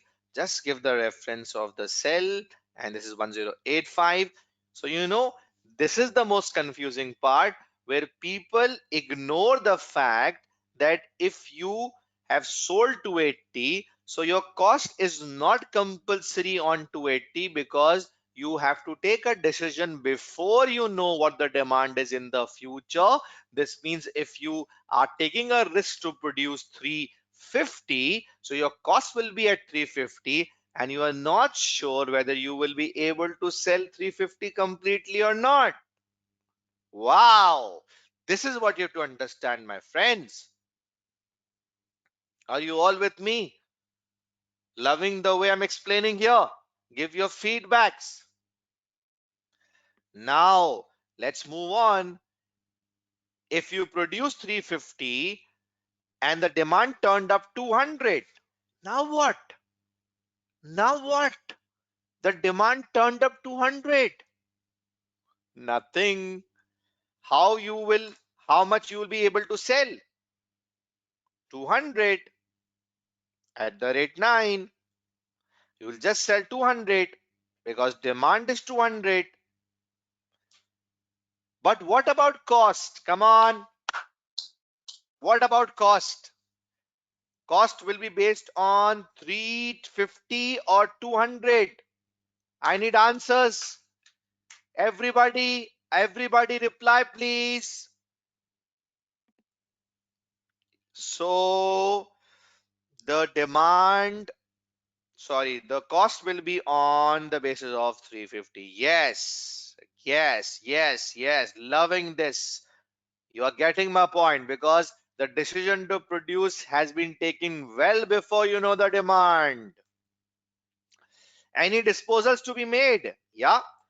350 you produced, 200 you sold. So 150 into zero point 0.5 is what you need to dispose of. 75 is the disposal cost.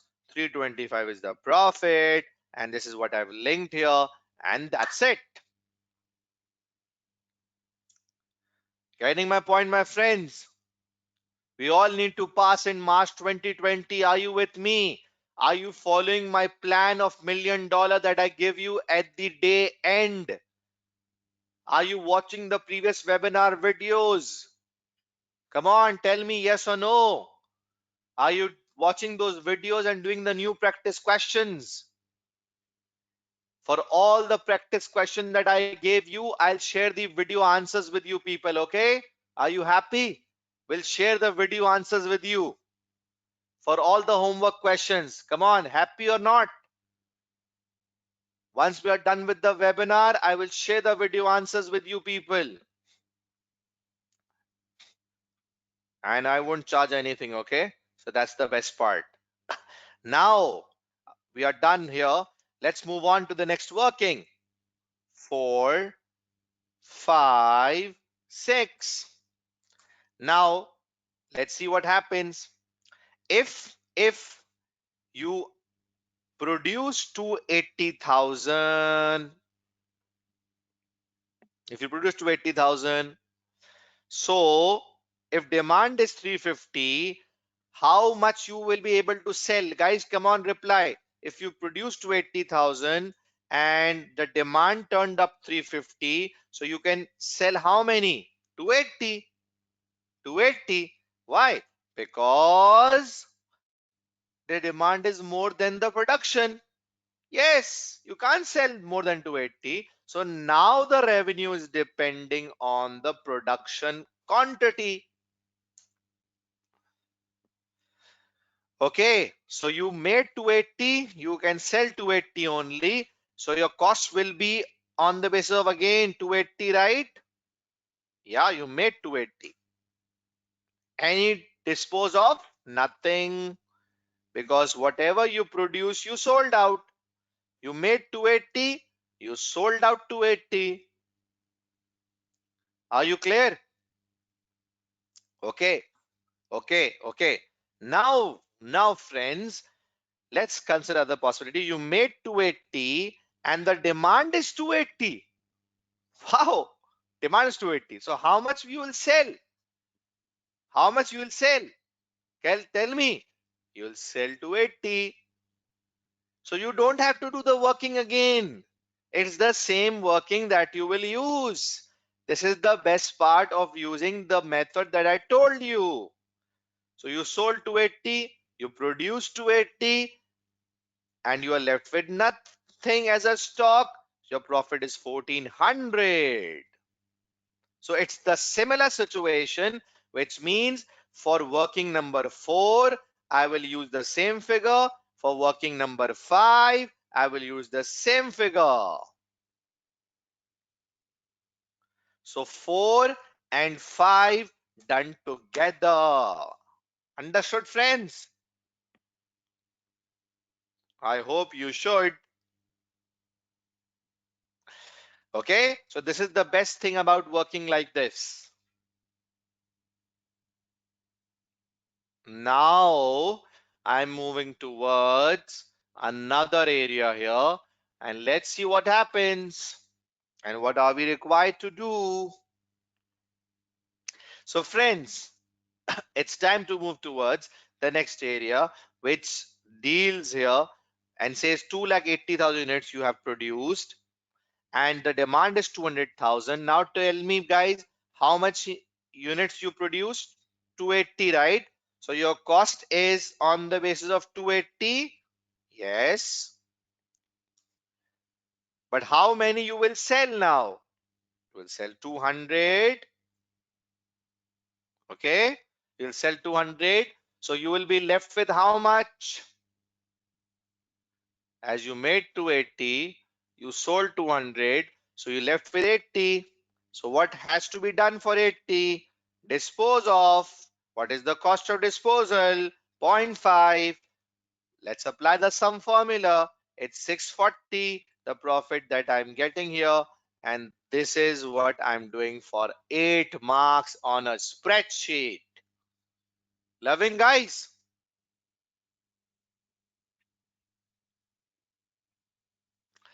Now the last one is for you people. Quickly tell me the profits for the last 3 possibilities.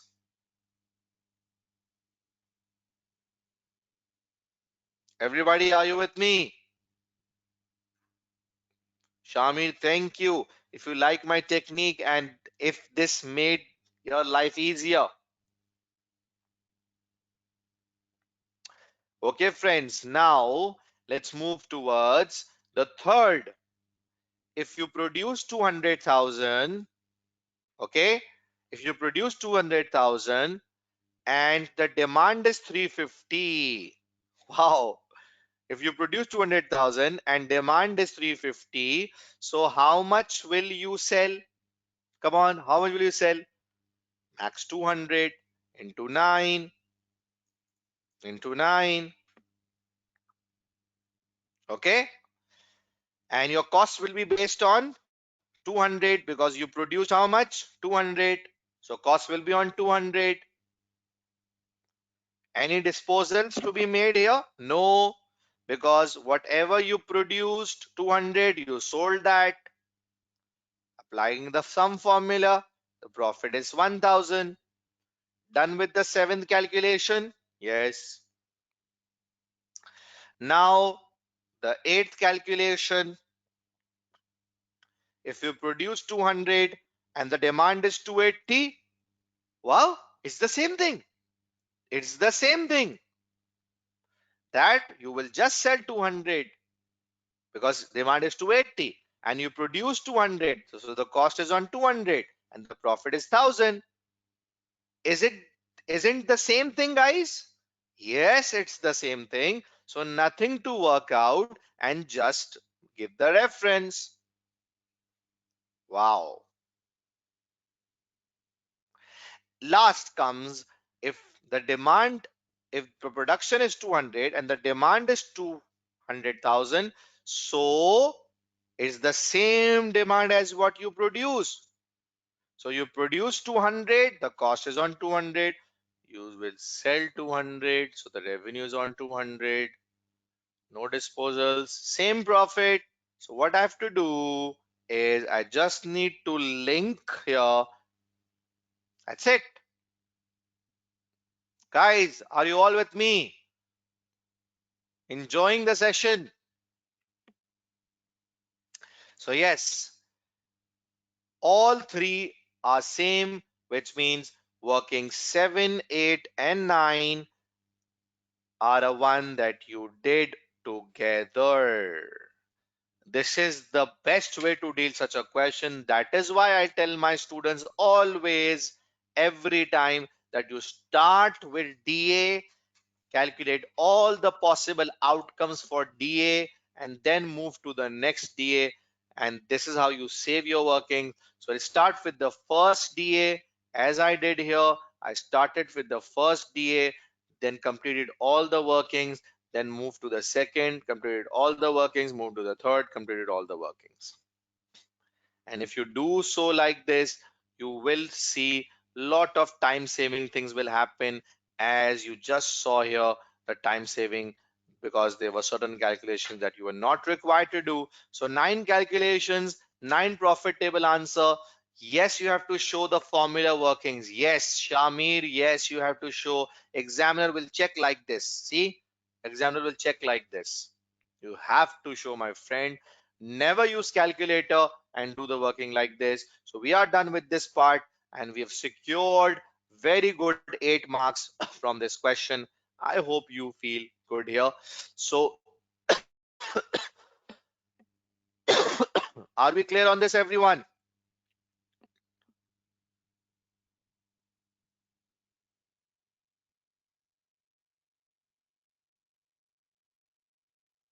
Guys, happy?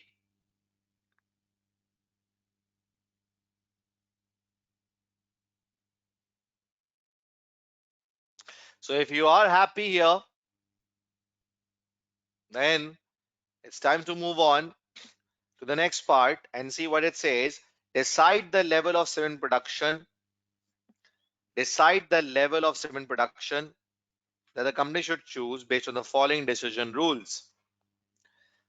Okay, so the decision rule one is maximax, maximax, maximin, and expected value.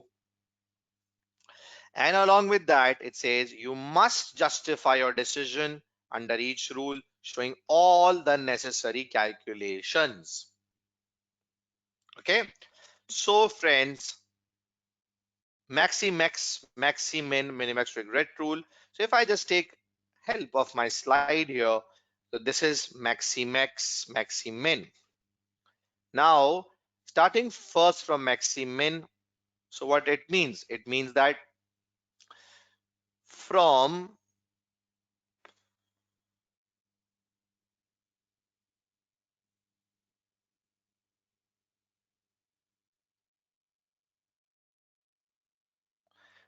minimum payoffs, select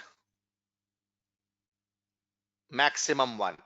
See, from minimum payoffs, select maximum one. So you have to read like this: from minimum payoffs, select maximum one. So let's go to our workings and see what payoffs do we have found out here for our calculation purpose. Now let's apply the rule maximin. Okay, so you have to take a decision. Okay, and definitely you take a decision for something that is in your control, and that is what? DA, right? So you take a decision for DA. So let's see. If I start with DA1, DA1 is in 350, DA2 is 280, DA3 is 200. Okay, now in 350, in 350, which you think in 350, which you think is the highest, sorry, maximin, which you think is the minimum one, which you think is the minimum one? 325. Okay, so it's 325. Now in 280, which is the minimum one? It's 640. So 640. See how easily I'm using the technology and explaining you the things. Then in 200 DA, what is the minimum one? So it's 1000. In all the three, it's 1000. Okay. So what are we supposed to do? From the minimum payoffs, we have selected all the minimum ones. Got it? We selected all the minimum ones. From all the minimum, select the maximum one. Select the maximum one. So the maximum is 200 and the decision is 200. This means how much level of production will be done. So level of production is 200. Getting my point? Are we done with maximin, guys? I'm sure we have. Is no issue. Now coming towards maximex, and let's see for the 3 DAs what maximex has to say. Okay, from the list of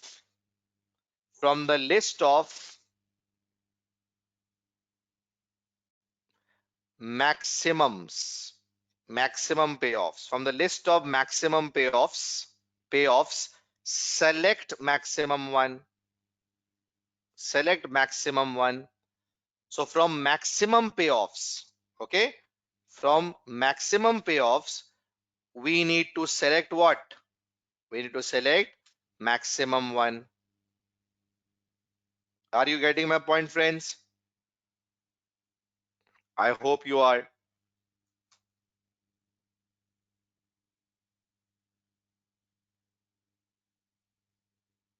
Okay, so the maximum payoffs are what, guys? Let's do the working. Now, can you tell me here for 350, for 350, what is the maximum one? 1750. For 280, what is the maximum one? 1400. And for 200,000, what is the maximum one? 1000. So 1750, 1400, 1000. So now let's do the selection from the list of maximums. These all are maximums. From the list of maximums, select the maximum one, and that is, this means the level of production will be how much?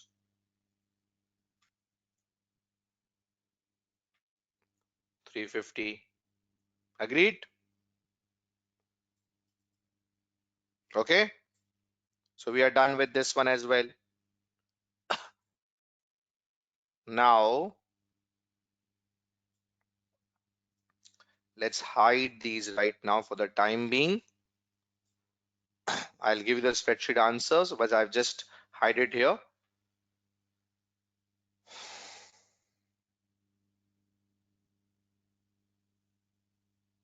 Now guys, the third technique is expected value. So we have selected here from minimums, we have selected maximum. Okay. From minimums, we have selected maximum. Here from maximum, we have selected maximum. And then comes the expected value. Expected value. Now for expected value, we need what? We need probabilities. Yes, we do need probabilities for expected value. So are we clear about the probabilities here, guys? Yes, we know we are given with the probabilities. So what are the probabilities here? We need to work out the expected value for three decision alternatives, 3DA. First, EV will work out for 350,000. Then we'll work out for 280,000. I'm talking about production levels, okay? Then we'll work out for 200,000. So these are your DAs for which you are doing the calculations, okay? Clear? Now, are you given with the probabilities here? Yes, we do have probabilities here. That is 25, 45, and 30%. So let's write the probabilities here. It's 25, 45, and the sum of the probabilities equals to 1. You all know that, right? So let's apply the expected value formula and let's do the calculation. So I'm doing the calculation in one cell. So just look at the calculation.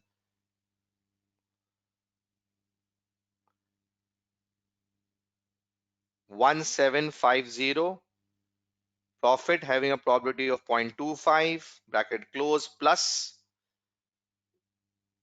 1085, profit having a probability of 0.45, bracket close, plus 325 having a probability of 0.3, bracket close. So you can see here, you will be using all these figures here. Probability multiplied by this, probability multiplied by this, probability multiplied by this, and the sum is expected value, which is 1023. 1023. Similar calculation will be performing for this one. 0.25 multiplied by 1400, 0.45 multiplied by 1400, 0.3 multiplied by 640, 1172. Getting the point, guys? So here 1400 multiplied by 0.25, 1400 multiplied by 0.45, 640 multiplied by 30. You add all, you get expected value. And the last one is simple, 1000 will be the answer because the outcomes for all the three are 1000. So 1000 multiplied by 0.25 plus 1000 multiplied by 0.45 plus 1000 multiplied by 0.3 is 1000. Now you select the highest EV here. So the highest EV is coming here. Okay. The highest EV is coming here. So this is the answer. So this means the production level will be how much? Production level will be 2,80,000. Now guys, I've done the solution for you people. I'm just now discussing the theoretical part because theory is important and sometimes not covering theory kills a student. So let's quickly see what you have to do here for theory. You must justify your decision under each rule showing all necessary calculations. Okay. Now what calculations will you show here? The one that I've shown in front of you. Okay. And now you need to justify. So I'm just writing one sample answer to tell you how you need to justify here. Okay. So I'm doing the answer for Maxi Max here. So let's see what you'll write here. So you'll write to justify.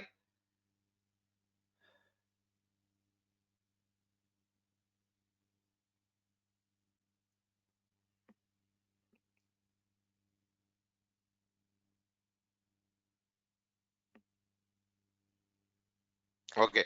So now you'll write if decision maker is risk taker. You should know that is a one who risk taker is the one who wants to take the risk. So if decision maker is risk taker, then he will use maxi max technique using, you have to write here in a word format. Okay, you will be given a word processing sheet here. Using this technique, he will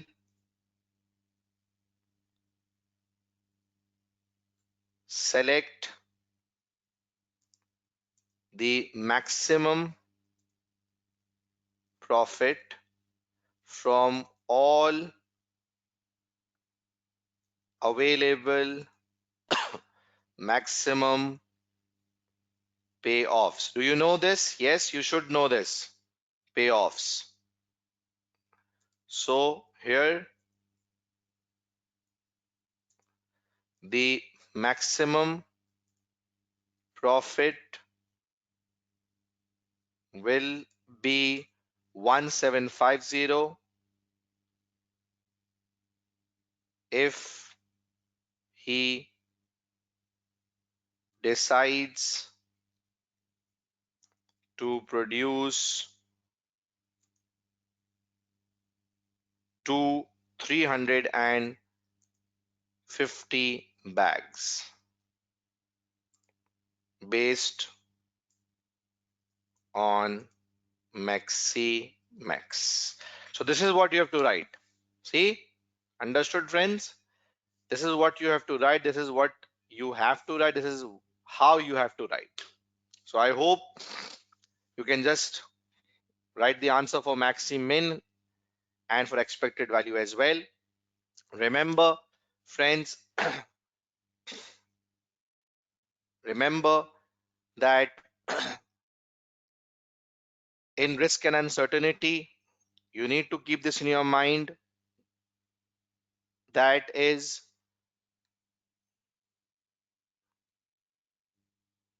risk seeker uses Maximex, okay? Because risk seeker wants to take risk. That's why it goes for the maximum profit. Risk averse uses Maximin because risk averse is a person who does not want to take too much risk. So that's why he considers the minimum options, the worst options, and from those worst options selects the best one, as we did in the calculation. Okay, as we did in the calculation, from worst he selects the best one. Okay, then comes the risk minimax regret rule used by sole loser. Now for minimax regret rule, you need to prepare a regret table. You need to prepare a regret table. So from that regret table, you will find out the maximum regrets, and from those you will select the minimum one. So from the regret table that you need to produce here, you will find out the maximum regrets and you will select the minimum one. For this, you have to watch my previous webinar video.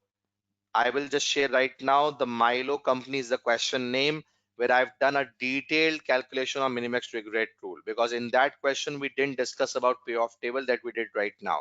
Okay, so I just want to use best time in my webinar so that you can cover each and everything through the entire videos of 2 sessions or the 3 sessions that I've taken before. And Expected value is used by risk neutral decision maker, because risk neutral decision maker goes for the most likely result, and expected value uses probabilities. So probabilities basically are used in expected value, and that results in the most likely outcome. So that is what your risk neutral does. So these are the four decision makers who will use four types of techniques as I mentioned here. I hope this is clear to all of you. Now the writing part would be on word processing sheet and the calculation part would be on Excel. So you have seen your papers. If not, just go to the specimen. For all the writing part, you have next requirements, different requirements, so that you don't get confused. So my friends, I hope this is clear to all of you, the workings that I've done in front of you. This was all risk and uncertainty about, and these are the other techniques of dealing with risk uncertainty, like sensitivity analysis. This is also I've covered in the previous webinar, so you can watch that. Simulation and decision trees.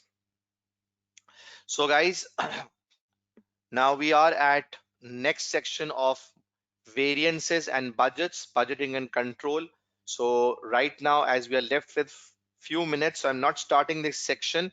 Rather than I am going towards another small concept that I want to discuss with you people right now, because that comes a lot these days in your examination. So I just want to give you a quick idea about that concept because it will help you. And that concept is of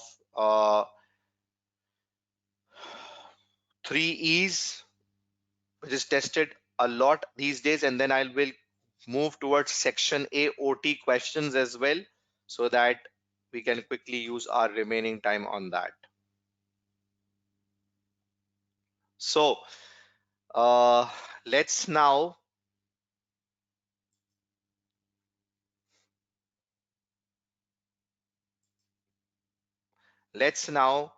discuss the concept of three E's, which is tested a lot in your examination these days. Now, for not-for-profit organizations, we use now if we need to measure the performance of not-for-profit organization, okay? So if you want to measure the performance of not-for-profit organization, so you have to use three E's. Now, three E's is also called value for money. Okay, we also call this as value for money. So value for money is known as three E's: economy, efficiency, and effectiveness. Let me give you quick examples before I move towards my my OT questions. What is economy? Now economy is an input measure. So what you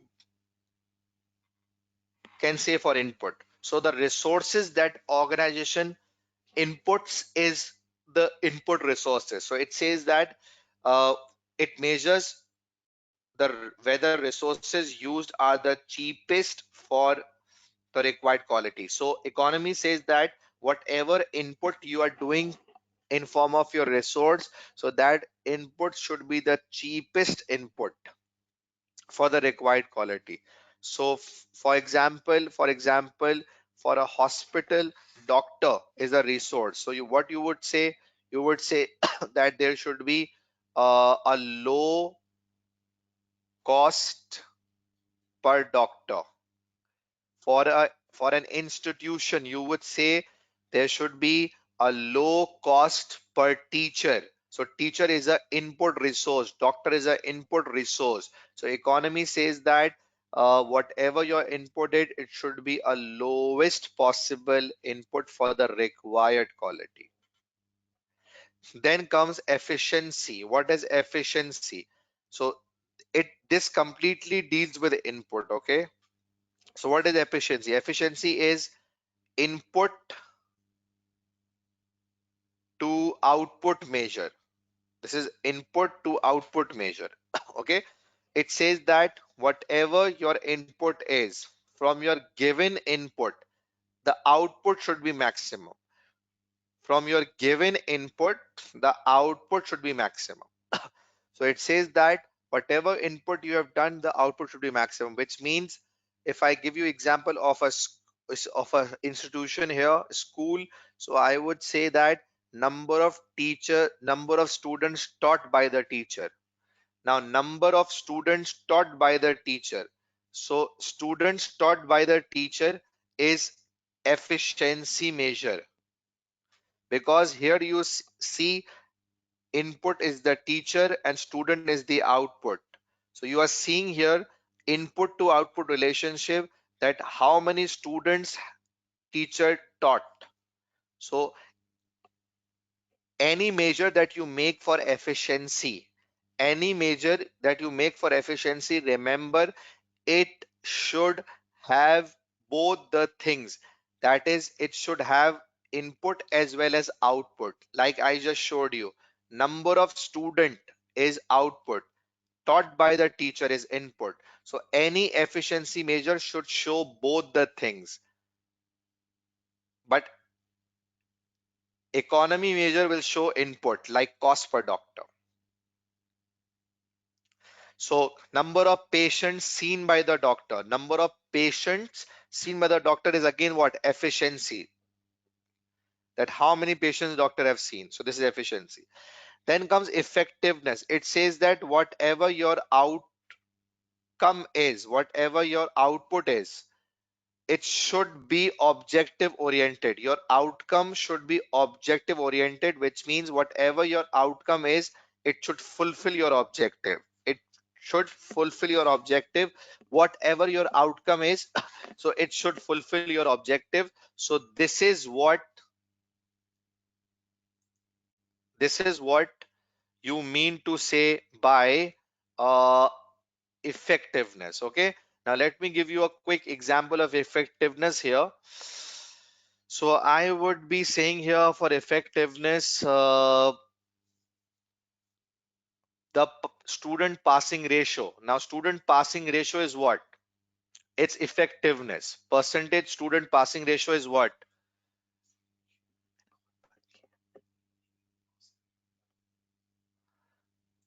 First,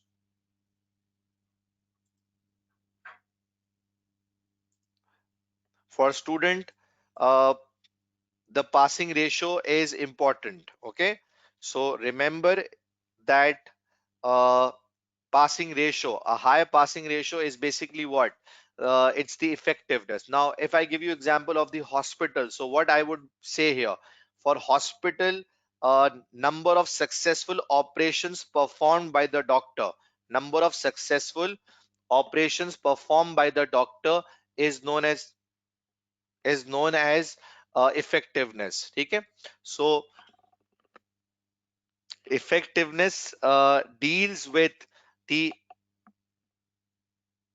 outcome that is objective oriented.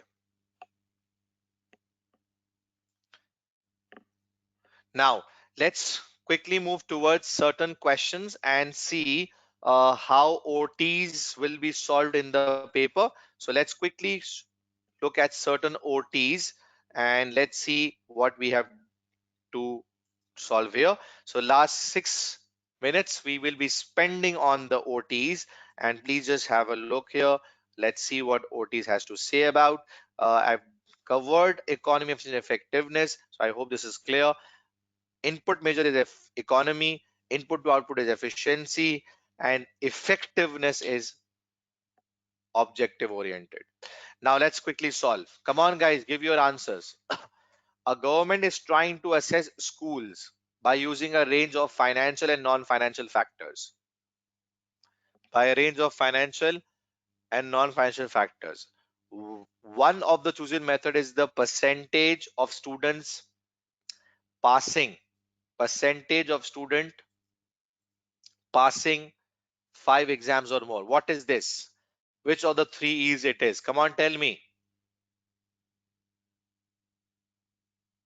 Economy, efficiency, effectiveness. I need answers from all of you.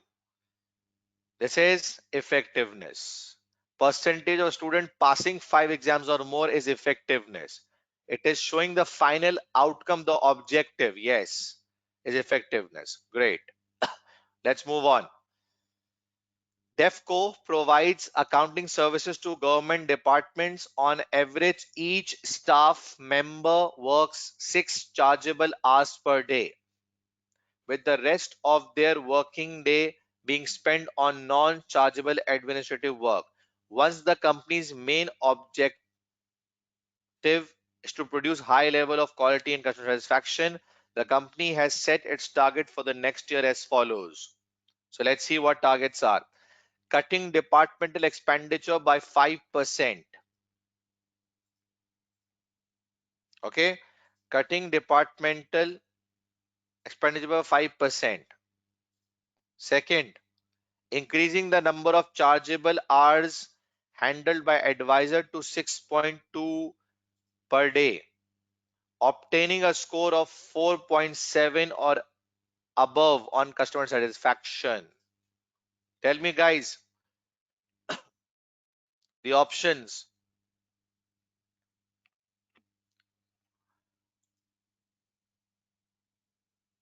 Come on, tell me the answers. Okay, so the first is what? First is what? First is economy. First is economy. What is second?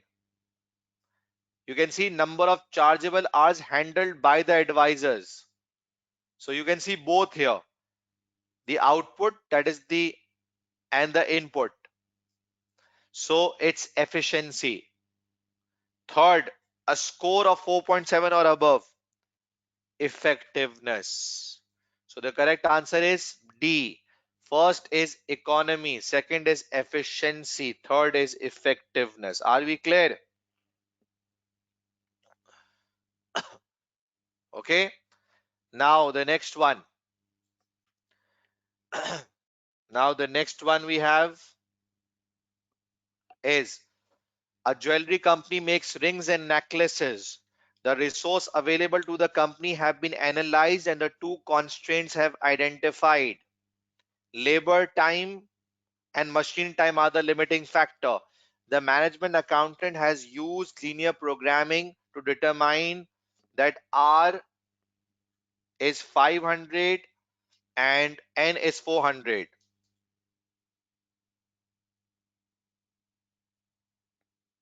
Now, these are what? These are your answers, right?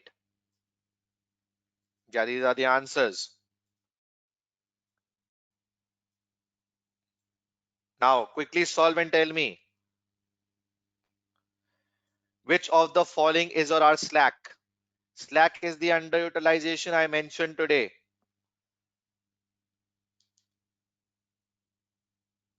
Slack is the underutilization.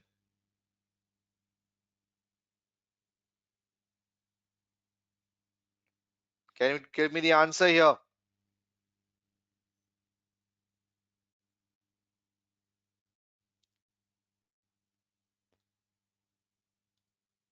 Okay, so what you need to do, it's a very quick, fast calculation I'll perform. And what the calculation will be here? It's a simple calculation.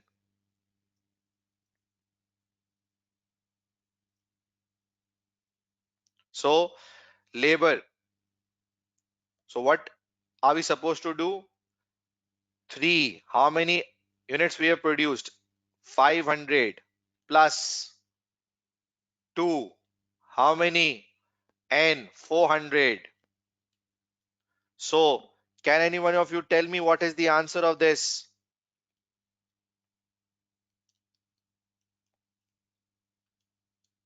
It's 2300 hours. 2300 hours. Okay. And how many hours do we have? 2400 hours. So the required are 23 and available are 24. Is this slack? Is this slack? Yes, this is slack. Your hours required are less than available. This means you are not completely using the hours. This is slack. Okay. For machine, 0.5 into 500 plus 0.4 into 400. Come on, can anyone tell me the answer here?